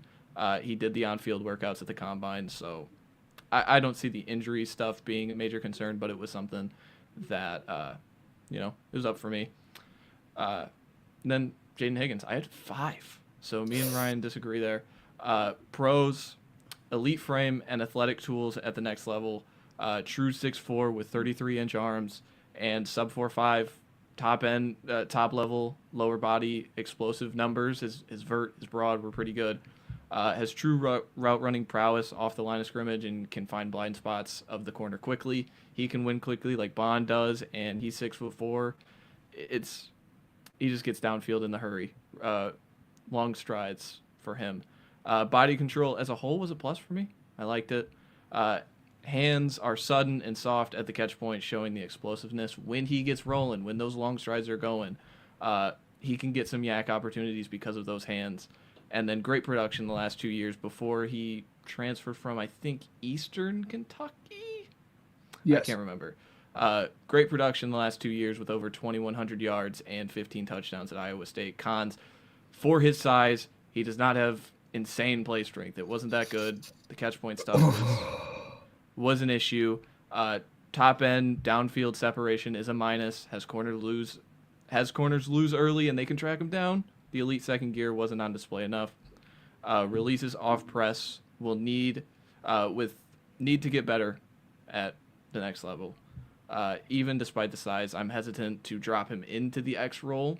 That's why maybe I'm not higher on him, because he could just be a power slot with some, kick him out to the Z here and there. But I do want to see him run some dig routes, man, and get upfield, because I think the yak stuff is pretty good. So that's my thoughts on Higgins.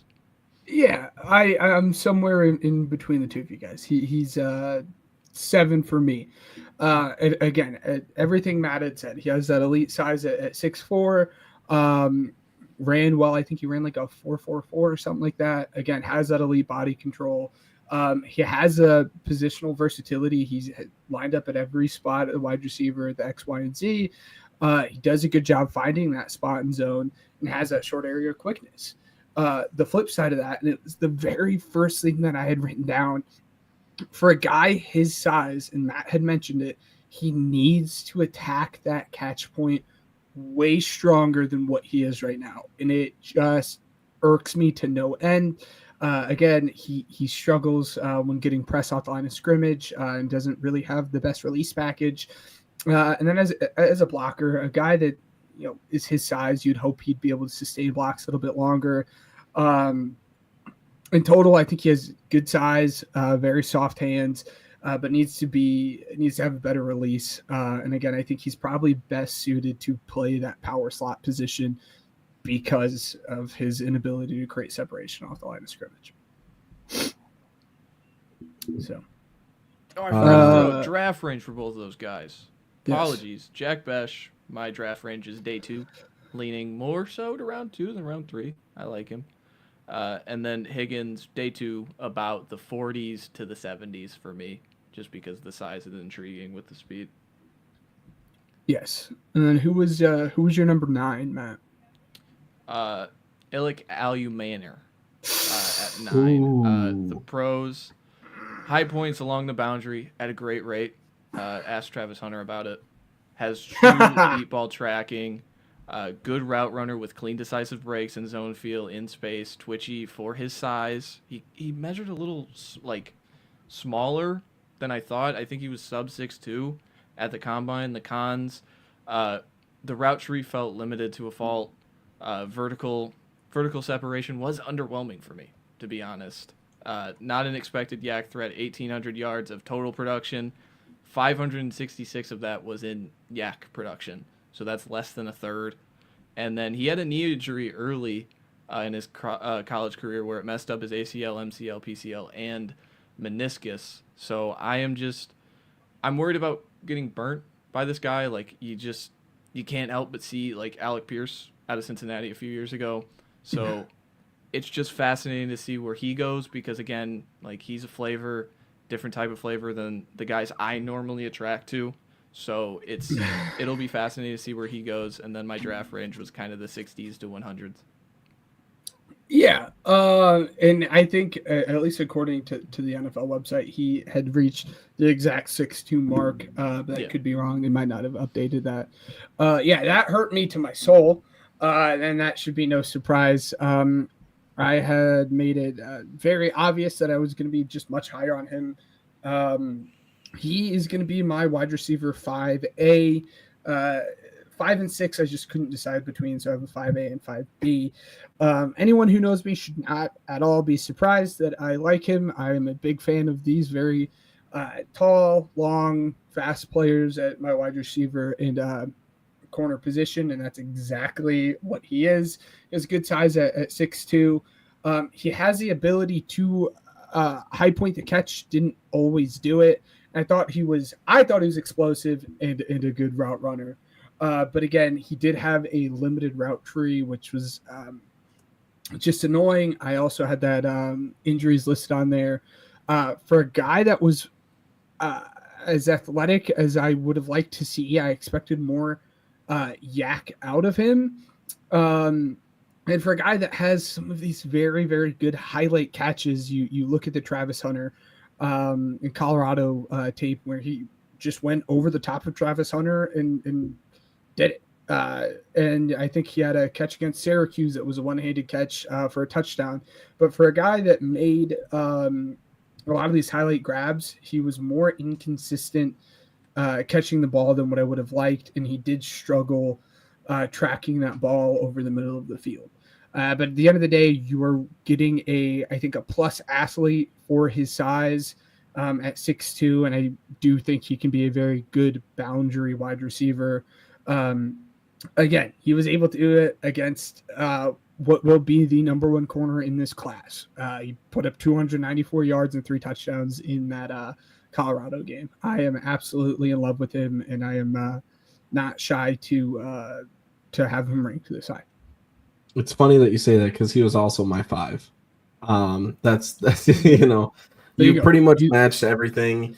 That route tree was one of the things that I was going to mention as well. But the other thing, I'll hit on just because you guys pretty much nailed all of it was, I think that, when it comes to him catching the ball, he tends to kind of move a little fast and move on before he catches the ball. So he's had some really bad drops. So that's been something to where I feel like he can definitely, improve on. But I do like this man a lot, dude. Like he's a fun guy to watch on film. And so, yeah, he's my 5. He's a dunker, man. Of all the guys, and you can say this about, even like a Luther Burden and whatnot. It was it really made me appreciate good quarterback play, because watching that Stanford tape, it made Didn't me like the Ashton mad. Daniels stuff. Oh my, to Lord heavens, the quarterback play really stood out to me. He had like 840 yards, and I think he could have had so much more if he had a half decent quarterback. But yeah, he's my 5. Matt and Ryan, I think, have already given their 9, so I'll give my 9. A guy that I expect Matt to be higher on, and I really wanted to be higher on this guy. Just the way it rolled out and the guys that I like, I couldn't be. It's Jalen Royals. He was a lot of fun to watch on tape. He was some of the most fun I had watching any of these guys in this entire class. This guy is a natural hands catcher, and that was the very first thing that I had put on him. Vertical threat, just challenges everything deep. And he just looks fluid in just all of his movements he's making, and is a true yak threat. That being said, you have to question the competition coming out of Utah State. And then he had just a small route tree. Another guy that really struggled with concentration drops, which is funny because he has natural hands, but I think he was really worried about what he was going to do with the ball after he had caught it. And that took away his focus from actually catching the ball. And then he's just not a super physical guy. So I have him as, again, one of those guys that's going to be a true vertical threat and can really create yak with his athleticism, but may struggle because of his lack of physicality within his game. Let me jump in here really quick, just because I had Royals at 6, a little bit higher on him than what you said. You said majority of it. I think that, after the catch, I disagree. I think that I saw from what I had seen, him moving on, he was a little more dangerous to me.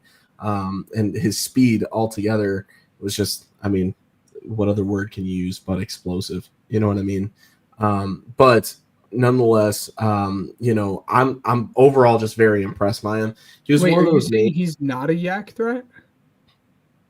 No, I thought that you had said that he moved on too quick when he caught the ball. No. I said he's a true yak threat, but I'm saying he was too worried about what he was going to do when he got the ball in his hands, and it led to concentration drops. Gotcha. Okay, cool. So, yeah, my bad. So, little misinformed there. I apologize. I was like, but what? I misinterpreted that. Yeah, that's my bad. But, yeah, no, with my notes with it, I overall, big picture, just like you said, I'm a fan of all the positives, that you had said. The, I guess, physicality with his releases can kind of be a problem at time for me. And not only that, but we were just talking about a route tree, for A.O. Manor. I think that his can also get some developing. Not only that, one of the things that I've been looking at, just because, it was a topic of discussion for Ben Johnson and his guys, was blocking. And blocking for Royals is something that he can also kind of help out on, or get help out on the outside for that. But like you said, that concentration drops and stuff like that have definitely, been a weakness for sure. But I'm higher up on him. Maybe I'm lower on guys. I don't know, but I'm higher up on him than I am some other people. So I'd imagine Matt is going to be right there with you. Yeah, I've been at exactly 6 too. Yep. First pro was dynamic! ! Both stressing the defense downfield with his top end acceleration gear and ball tracking, and his yak stuff. Short area quickness and twitch off the line was in a tier with Travis for me. Like, that dude got off the line in a bolt of like a bolt of lightning. Truly for me. Love this guy. Finds soft spots in the quick game frequently. Has the strength and competitiveness at the catch point to be a real threat in contested catch for me. Unreal production, nearly 2,000 yards and 21 touchdowns in 20 games the last 2 years. But again, Utah State. But physicality and man coverage was my biggest thing.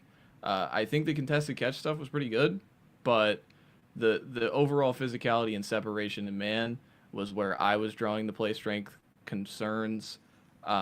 Needs to be smarter with route releases. I think he got too predictable at times in creating that separation. If he figures that out, he's dynamic enough and has the short area stuff to really keep guys guessing, and he can create that separation. Off the line press will need to get better, but it flashed improvements at the Senior Bowl. I think him and Upton Stout out of Western Kentucky went at it a few times. So definitely intrigued to see if that can get better. And then foot injury ended season early, could be premature because Utah State had a subpar season. He wanted to focus on the draft because, I mean, he was at the Senior Bowl and he ran at the Combine. So, yeah, I love Jalen Royals. My draft range, I have him late round 1 to mid round 2. I think someone's going to want this explosive play ability on their football team because we're in a race for explosives in the NFL, and I think this guy creates them both down the field and as a yak. Awesome. Number 8, we'll start with Matt. I already talked about Besh. There you go. Ryan, who's your number 8? It's Restrepo. I liked him. Okay. Yeah, talk about him. Yeah, so, I thought he was explosive as well. One of the things that really, really impressed me was his concentration in traffic. I value that a lot, especially, when somebody's trying to move up to that pro level. That's very, very valuable trait to have. He had really, really good production in the slot. Again, something that I'm hoping that is addressed. He also had a really good performance when plays broke down. So that's something that, I think is extremely valuable as well, because these things with the game evolving so much, you have these quarterbacks that have these plays break down so often, your Josh Allens, Lamar Jacksons, Patrick Mahomes, Jaden Daniels, those quarterbacks. And so, I think that was overwhelmingly, good on his side. His weaknesses, I said that he was pretty limited at 5'10", just shorter arms, but his frame is really the biggest thing for me. And, I'm just going to say the same for him as I did for Bond. The undersized role versus bigger DBs is a concern to me. So, I'll just kind of leave it at that. But, I liked him. Yeah, no, I think he has good play strength for his size. I think he's a very adequate route runner and has very short area quickness. And like I said, just a very tough guy. But again, I think he lacks the vertical threat that you need, the vertical speed you need at a very small size. And I think if you're drafting him, he is a slot-only player. That is the only position that he can play. I have him kind of my small write-up I have for him is just a very QB-friendly wide receiver who's going to excel in the short intermediate areas, but lacks the size and true athleticism to win downfield. Yeah, that's fair. Ben, who was your 8? 8. Trey Harris, and it was kind of a full circle moment for me on Trey Harris. I started going into the year, I love Trey Harris, and then as the year went on, and as he got hurt, I was like, maybe not. And I had him. I think the way I do my scouting is I kind of have guys listed without watching any film, just based off of, the opinion I have already have on him just watching college tape, and then after I watch the film, I'll kind of order them up. And he actually started out outside of the top 10 for me, and now he's raised his way back up to 8 for me. Again, it's kind of a full circle moment.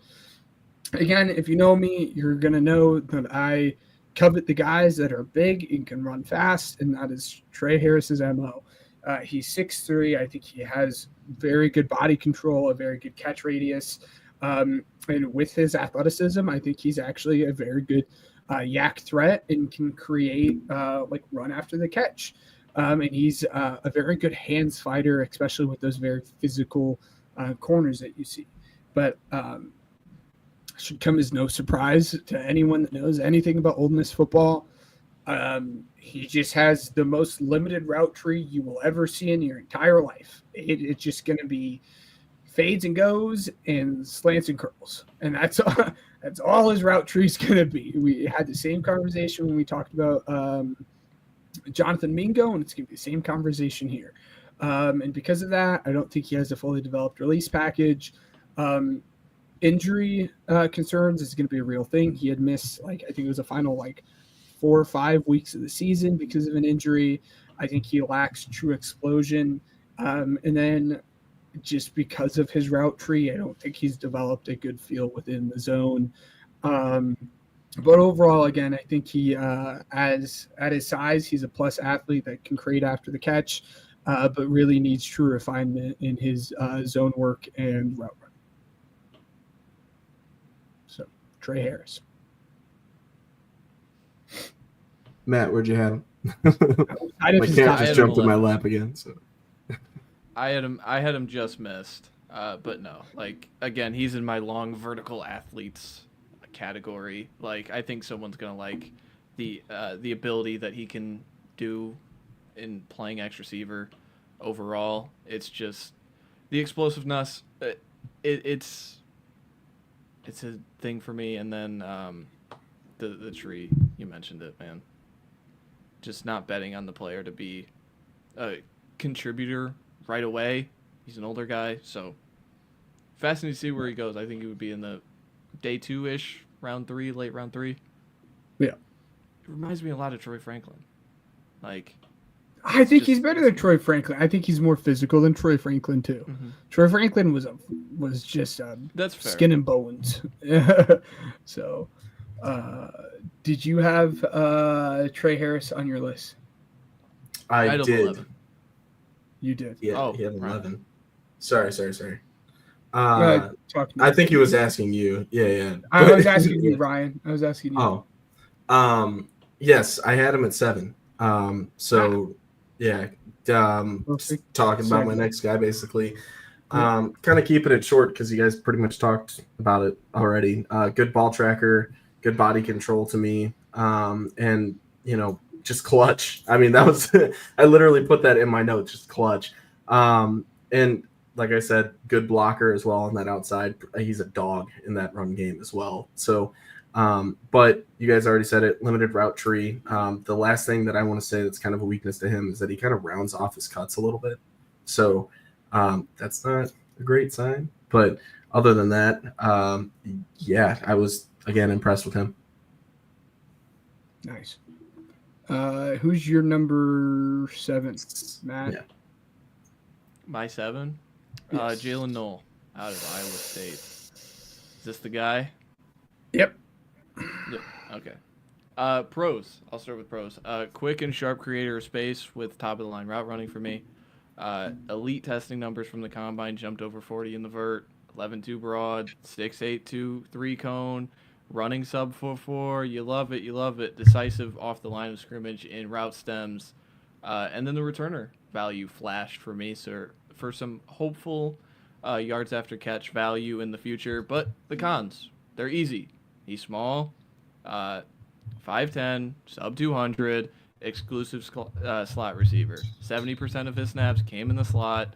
The catch radius is limited because of the small arms and wingspan, and he has the Bond thing. He gets overpaced, gets antsy, trying to get to the zone spots. So the only difference, while you're probably saying, Matt, why are you out on Tez Johnson and Restrepo when they're both exclusive slots, but you like Jalen Knoll? Because I'm betting on the athlete and the space creator. That's it. I think this guy translates as a seam ball catcher and things like that I just project better than those two guys personally. So that's why I had him up at 7. I liked him. And I think his draft range is solidified day 2 because he could go after Besh or Ali Manor because he is exclusive slot. There's no, what you see is what you get with Jalen Knoll. So not really creative, but I think he's a really, really good player. Yeah. Did you have him ranked, Ryan? No. Okay. Yeah. He's that 13 guy, the guy that a lot of people liked, that I went in, he was within that top 10 for me. And just as I had watched guys, he had just found his way dropping every single time I'd watched another guy. I mean, his positives are there, and he really does have positives. And I really don't think it's not that I like hate this player or anything. I just have my guys and type of player that I really like, and this class seems to have an abundance of them. Like Matt had said, I think he is a very good route runner, probably the best route runner in this entire class. And he is an explosive short area mover, has a very good release package. And for his size at 5'10", I do think he was very competitive at the catch point. There were a lot of times on film where it's like, there's no way. And he ended up coming away with the ball, or at least really putting up a fight for it, which I did not expect for, again, a guy at 5'10", sub 200, as Matt had said. For his cons, again, it's the size, it's the 5'10". Again, he's slot only. He struggled heavy against press, which should not be, again, a surprise for anyone that is as small as him. Drops were an issue. He had 13 drops over the last 3 years. And he did run a good 40, which is a good thing. But on tape, that 40 did not translate. There were very few times on tape that I had seen him actually threatening anything deep with his speed. And that's kind of the flip on Tez. Tez did not run a good 40, and everyone was worried about covering Tez deep because he could do it. And that just wasn't there for Noel for me. And I struggled. I think he's a slot-only player, again, that creates very good separation with his feet and route running and quickness. He's the old adage for me, quicker than he is fast, but struggled with drops and has size concerns. And that's just why he found himself much lower on my list than what most people have him ranked. It's hard to be a small wide receiver, especially in this day. And again, for me on tape, not show that vertical threat. So that's why he found himself all the way down at 13 for me. So who is your 7, Ryan? My 7 was Trey Harris. Trey Harris. Awesome. Well, my 7 was Higgins. So it works out. Matt, who's your 6? Royals. Ryan? Yep, mine too. Yep. Yeah, perfect. Well, my 6, who will just end up being my 5B. And again, I have one guy ranked here that the other guys did not. We'll get into that conversation later. So that's why these guys are a little bit lower on my list. And these guys' lists is Mecca Ibuka. Again, he's kind of a little bit more of the opposite of Alec Ayumanor. This guy, you know what you're getting. He's a very high ceiling player within this class. He's a great route runner. He finds the spots in zone. He has strong hands, very good ball tracker, and a good blocker. He's just very gritty within the run game, which I would hope so when you have 2 very good backs that Ohio State had. That being said, I don't think he is a high-end athlete. He has injury concerns, and he is 6'1", and he just didn't use his full catch radius as much as I would have liked out of him. And again, I think he is going to be one of those old adages, the quarterback's best friend, because he's going to be in the right place at the right time, and he's going to do everything correctly. He's just a very high IQ player. Again, you really know what you're getting when you're drafting this guy. Obviously, you can say this about a lot of guys, and it turns out to not be good, but I find it hard for me to say that he's at least not going to be a very good wide receiver 3 just because he knows, again, exactly what he needs to do, and again, always finds himself within the right spot. So Mecca Ibuka 5B for me. Matt, you want to go ahead? Matt.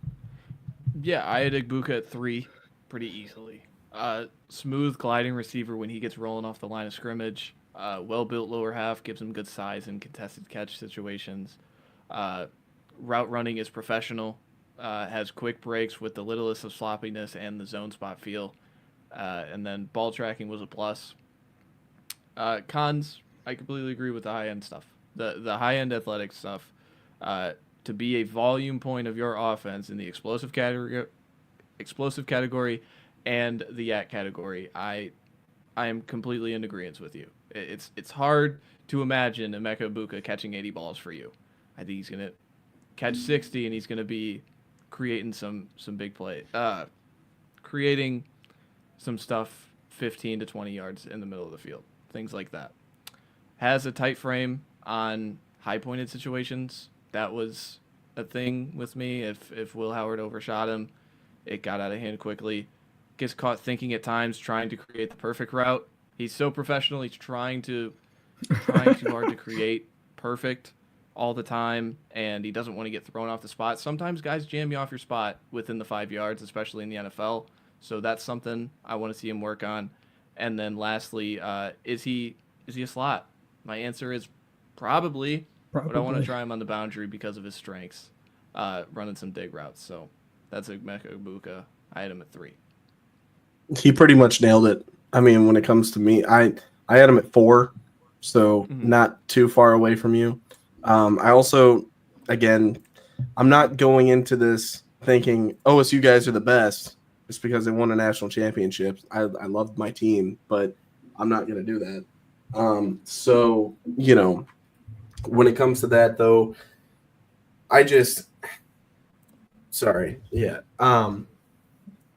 when it comes to him, though, you nailed it. My notes are pretty much spot on. I don't know. I'm jumbled because my cat came in here and my notes are all messed up. So, anyway, yeah, Emeka Egbuka, good. I'll just go with that for now. But yeah, my top 5 guys, I would argue, like, I don't dislike any of these guys. You know what I mean? I'm kind of bummed out when it comes to Egbuka just because it's like I feel like this year kind of hurt his draft stock a little bit. I feel like if he would have come out last year, it would have definitely helped him. But I could see him being picked in the first round still. I mean, he's got a shot. We'll see. I don't know. That's my range. For him, it was a good bounce back year. So in 2023, we're like, so good. And then in 2022, and then in 2023, we're like, I don't know. And then this past year, we're like, okay, he's a lot closer to the guy that we had saw in his sophomore year than he was the guy that we saw in his junior year. So he got himself back up to where we had thought, especially after a little bit of a rough year the year prior. So wide receiver 5. Who's wide receiver 5 for everyone? Higgins. Mine was and you had Ayumanner, yeah. I'm assuming number 4 is going to be the same for all of us, so it's only right that Matt kicks it off with this guy because he knows a thing or two about him. Yeah, Matthew Golden at 4. Pros short area separation, explosive in his breaks within that 10 to 15 yard limit in creating his separation. Long speed and explosiveness downfield. He flashed it at the combine in a real way. I thought he was going to sneak into the 4.3s. He ended up sneaking into the 4.2s. So just impressive stuff. Flashes the late hands and body control when he stacks and wins in the short area stuff. Also had a lot of tracking pluses when the ball was underthrown. Thank you, Quinn Ewers. Route running instincts such as burst and twitch were on display. Took over big games. Watching as a Texas fan, took over the SEC title game. Took over the Peach Bowl. 4th and 13 will be remembered forever. And then he only had 2 catches against Ohio State, but they were both explosives, both over 20 yards. So, again, has that clutch gene. Again, the cons against longer physical corners, the downfield stuff can get swallowed up. The catch radius gets severely limited, and hard, high-pointed throws are the only way to manipulate that. Play strength in all is going to be a minus at this point. At the top of his routes with conviction and boundary. Drop rate was a problem. Mostly concentration drops, but in all, can clean it up to create some of the yak stuff in the short area stuff. So overall, I liked Golden. I think his draft range is fascinating for me I have it listed as 12 to 40-ish because I really think if you put him in Dallas, that it's like, okay, we have the perfect kind of skill set to complement with CD and stuff Dak likes, over the middle, short area stuff, and get upfield and get the yak. So I was just fascinated with that fit overall, and I think people are really, really going to like him because of what he did at the combine, but it didn't change the tape for me. It just went, oh, you can do the downfield stuff. You know? Yeah. No, No, go for it. I'm right there. He's 4 for me. The only reason, again, he's 4 for me, different 4 than you guys, because I have him again in front of Mbuka. I have that wide receiver that we will get to, that you guys didn't have ranked for good reason. Again, it's the same thing. I'm just gonna bet on more of the athlete, and that's why he's gonna be in front of Mbuka for me. Again, I thought he was a good route runner. He had good quickness. He showed good long speed. And he was, again, kind of the go-to guy when you needed it the most within that offense. He struggled with drops a little bit. For a guy who's athletic as he is, I would have hoped to see more yak out of him. And again, he struggled a little bit more with those more physical corners. But yeah, wide receiver 4 for me as well. I had him at 3 because I had Ibuka at 4. So those guys are like interchangeable. Okay. I feel pretty strongly about both of them. Same reasons that, you say, if I were to give him any kind of negatives, I mean, in my limited amount of weaknesses that I had put him in there, it's the medical history with the foot surgery in 2023 and that rib injury as well. I mean, these injuries happen. So it's kind of like I'm just, trying to grasp at straws here. I mean, you're in the top 3 for me at this point. So it's like, I'm trying to find, I like these guys. I like to watch them on film. This is fun. So it's like, I'm trying to find reasons why I don't like him. And it's like, hey, the injury, I guess. I mean, concentration drops are another factor. If I were to say, something, but not as much of a factor as the other guys that we talked about lower on the top 10 or top 10 big board. So he's my 3. I think my top 2 are pretty self-explanatory, right? Would have to be. Yeah, we're gonna have the same 2.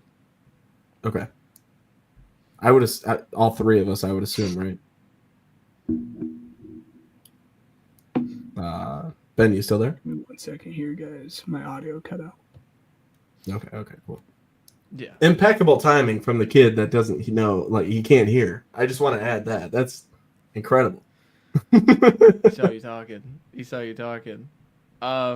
Yeah, I have 3 guys left. Ben's gonna have the same 3 guys, so I'll just get into my 2 because I had a Ibuka 3. Luther Burden out of Mizzou. The pros, yak, and more yak. Impressively built lower half with elite play strength and for the size and the position. Great ball skills in downfield contested situations. I wasn't stunned by it watching him in 23, but I was shocked to see it. Shows the athletic ability in his twitch, separation patterns, and explosiveness in the yak game, and then effort in the blocking game is a walking in the building plus. Cons, top end speed, breaks at the top of routes will need to get better. Just overall, be more creative when you're creating that separation. He has the athletic ability for me. Runs around. He does the thing with receivers where he's trying to run around, trying to create the explosive. I don't know if it was because of Mizzou or anything else besides that, but there's times where it's like just run forward and get the 2, and he runs backwards and he's taking a 3-yard loss because he's just trying to do too much. And then the last con, like, he's not going to be for everybody. He's probably an exclusive slot gadget guy because he did that in college. I really like him. I think the size is enough just because he's a thick guy that I think you could stick him on the boundary, but X maybe not, and the top end acceleration prohibits the Z. So it's going to be fascinating who drafts him and fits the fit. He is hyper specific. I think he's just very, very good. He's in my draft range. He's a top 20 pick. If he gets past the Broncos, I'd be stunned. I really think this guy is that good. Is there anything to add? Yeah, it was funny because when I had logged back in, I'm wondering who they're talking about, and then when Matt had mentioned, it wasn't the word he used; it's the word that I tend to use. When Matt had said the Superman ball, I knew exactly who you guys were talking about there. Yeah, no, I mean, again, I wasn't really here for your guys' the pros for him. But again, I'm sure you guys had touched on it. Elite quickness, very good tackle breaker, very, very good yak ability, and has good ball tracking ability.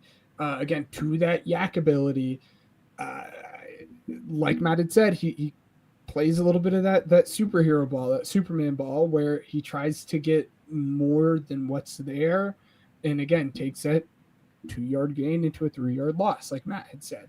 I'm right there with you. I think he's probably a slot only guy, and then I do think he struggled a little bit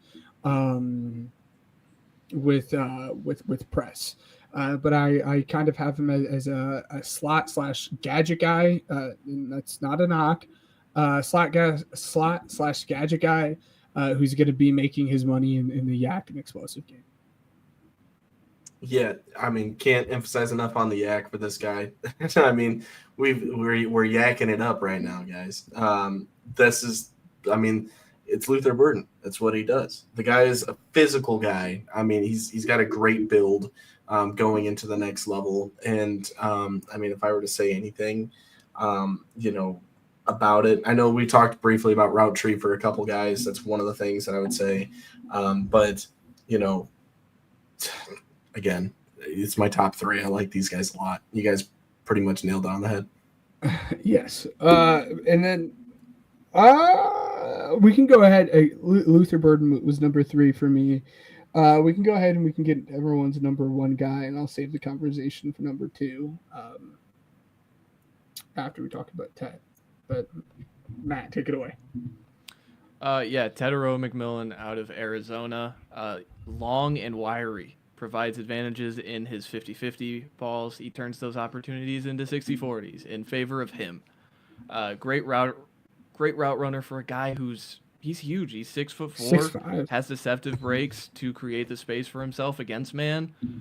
Wins with the hands consistently instead of catching with the body. Creates yak opportunities, and then body control at the size was such a plus. And he finds zone spots. Man, he's got the size. He's got the smarts, and he's got the deceptiveness to create that separation. The cons, exposed to the chest at the line of scrimmage, leaving him susceptible to true aggressive press man corners. I thought that was an issue. He's a fine athlete, but again, makes sense due to the large frame he possesses. Effort in the blocking game. For a huge receiver, I want you to have more effort, much like Higgins. Provide more effort just to play strength overall. That's into the next point. Down to count, physicality is a minus.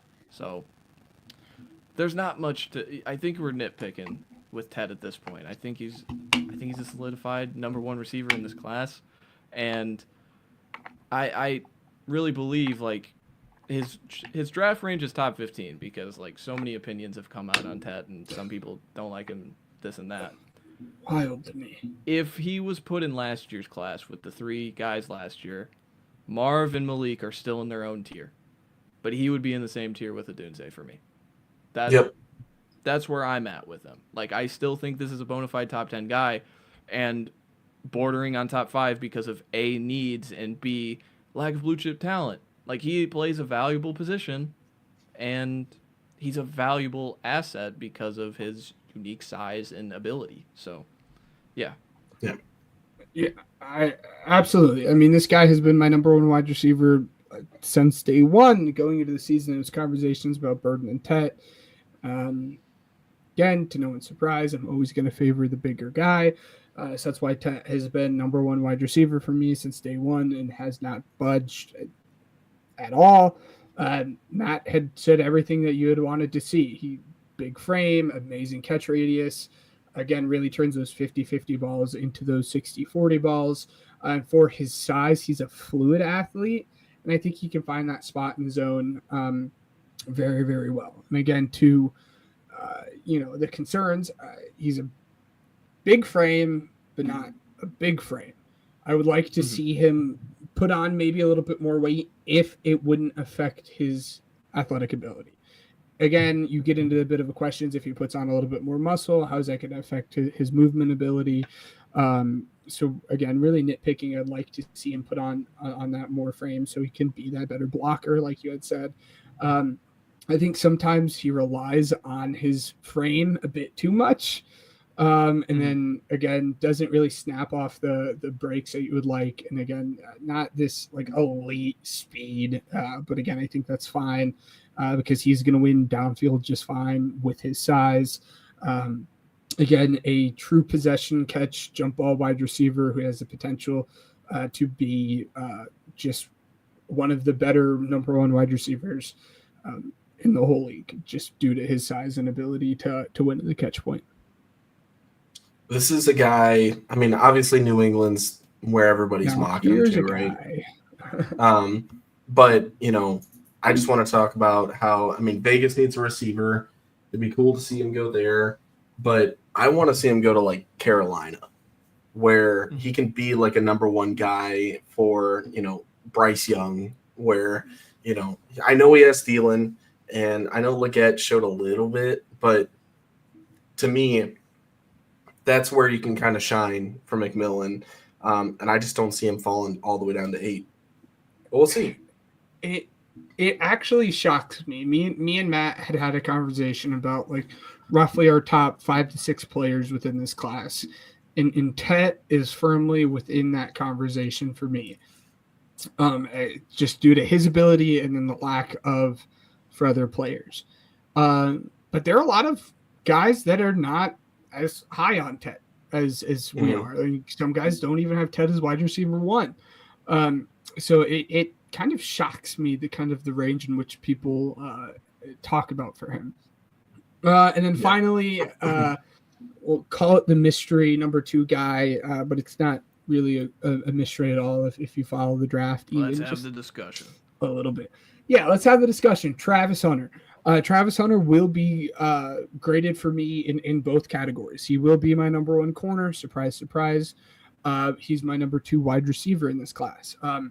He has very, very good ball skills, elite athleticism, very, very quick, very long, and has very, very good football IQ. The 2 negatives, and again, you're really nitpicking here with this guy because Travis Hunter is that special of an athlete. I think he has a thin frame. Look at him. Anyone could tell you that. And then I think he lacks that just elite level speed, but that's fine. I think he's going to be adequate at that. Again, I'll have him ranked in both. I think the wide receiver for him is his more natural position, but I think he benefits from playing from both sides of the ball. I think he, again, on both sides of the ball, attacks that position from both the wide receiver and cornerback mindset. As a cornerback, he knows what to look for and what the wide receiver is going to do, and vice versa. As a wide receiver, he knows what to look for, what the corner is going to do.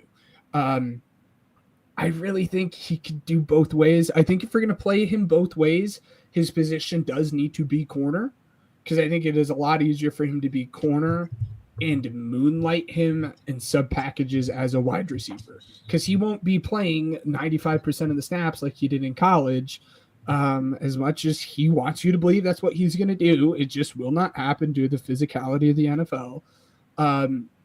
But if you truly just want to say, we think you are this very good wide receiver prospect, I'm totally fine with that as well. I think he could absolutely do that as well. But if he's going to go both ways, I do think he's probably a corner that moonlights at wide receiver sub packages.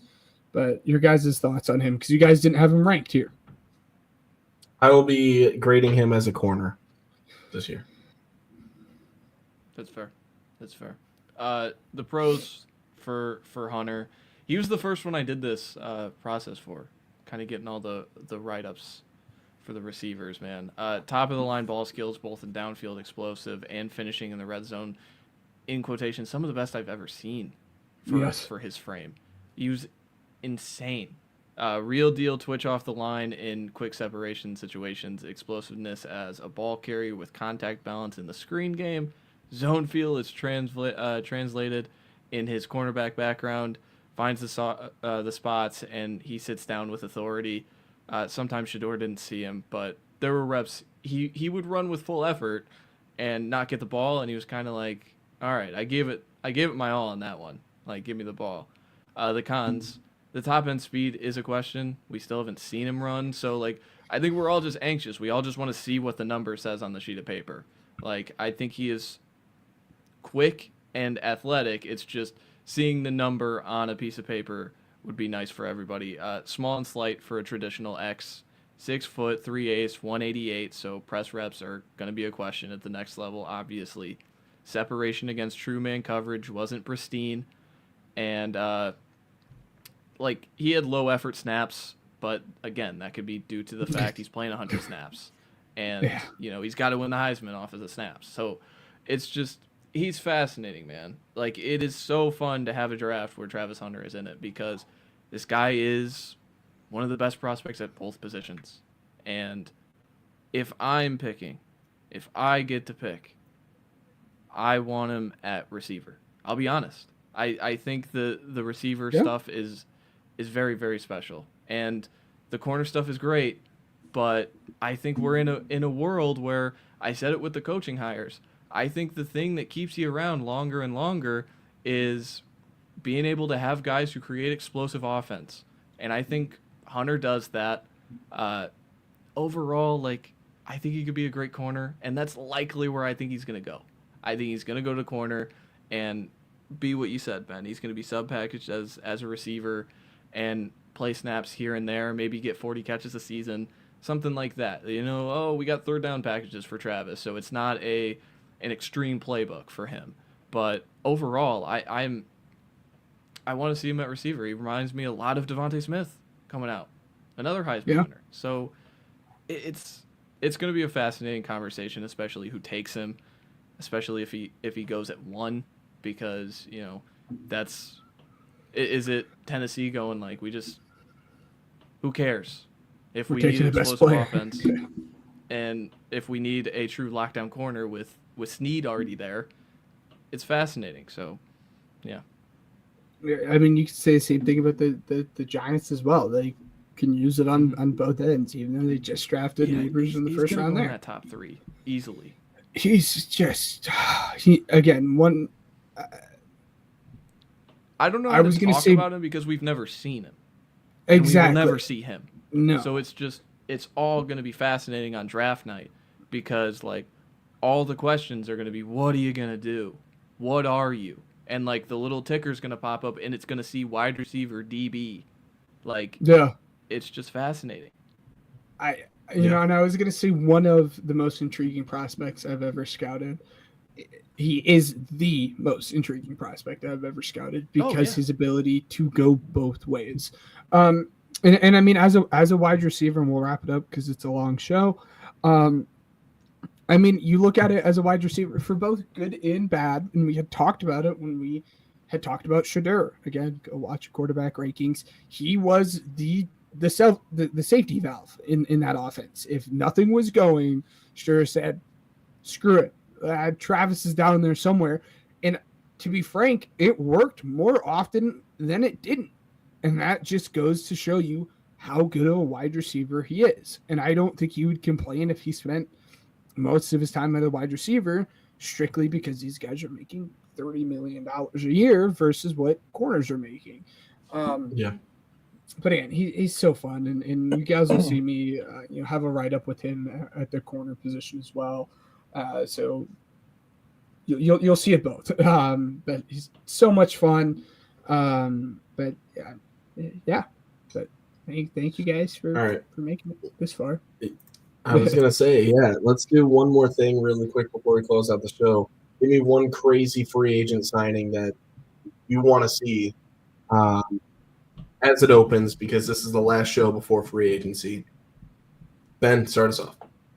Crazy? Oh, that's Something just out of the ordinary, something people haven't considered that could help out even your team if you want it to be. But, oh God, people haven't considered. I have no clue. This isn't crazy at all. This isn't. You really threw me on the spot. I know I didn't talk about this pre-show. No, you're fine.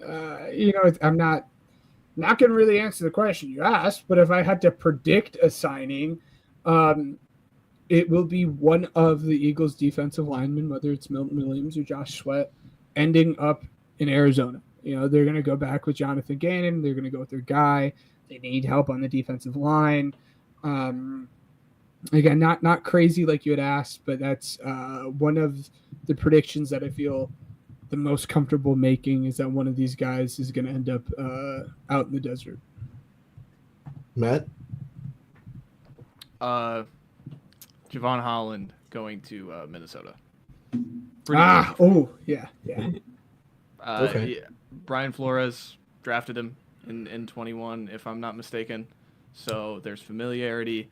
He is the versatile chess piece. I think Metellus, who they use as that right now, is a free agent, and Harrison Smith retired. So they are open, in need of DBs, and I think Holland being the most coveted free agent at this point, with Smith and Higgins being tagged, I think Minnesota goes and gets their guy, and Flores is saying, I got to have him. I'm going to go with Khalil Mack to the Bills. Help out the D-line a little bit. The Bills love their veteran D-lineman, and I just can't Could you get imagine lucky that enough to graphic edit already? Khalil Mack and Von Miller on the same team. Could you imagine 2017 that? again? Yeah, It would have been crazy. I was going to say, could you Yeah. imagine that? Like, just back in the day, seeing these guys, and you're just like, oh Good my Lord. gosh. That would Yeah. have been crazy. Hey, I'm begging for Khalil Mack to come back to Chicago just so I could post Return of the Mac on my Twitter feed. That would be so cool, but it's just not happening. I got it. It's not a crazy one. We'll do it though. Sam Darnold is a Raider. That's what it. Ooh. Okay. All right, guys. Any closing comments from either one of you? I mean, shoot, 2.5 hours darn near within the show. Thank you guys for sticking around. Again, fun show. It was going to be a long show with all the news and the rankings. We're going to be skipping out on the rankings next week just because we expect a huge influx of signings, obviously. So just be prepared for that. It's going to be a really, really fun show. And again, thank you for the people that have made it this far. Matt? No, I mean, again, as I said at the top, if you're still watching, go watch the quarterback video. That'd be very appreciated. Throw it back to Ryan. Cool. All right. Thank you guys again. We want to thank Spotify for Podcasters, Regional Radio Sports Network, and Uppercuts Grooming for helping us grow as a podcast. Nailed it. Until next week. See you guys.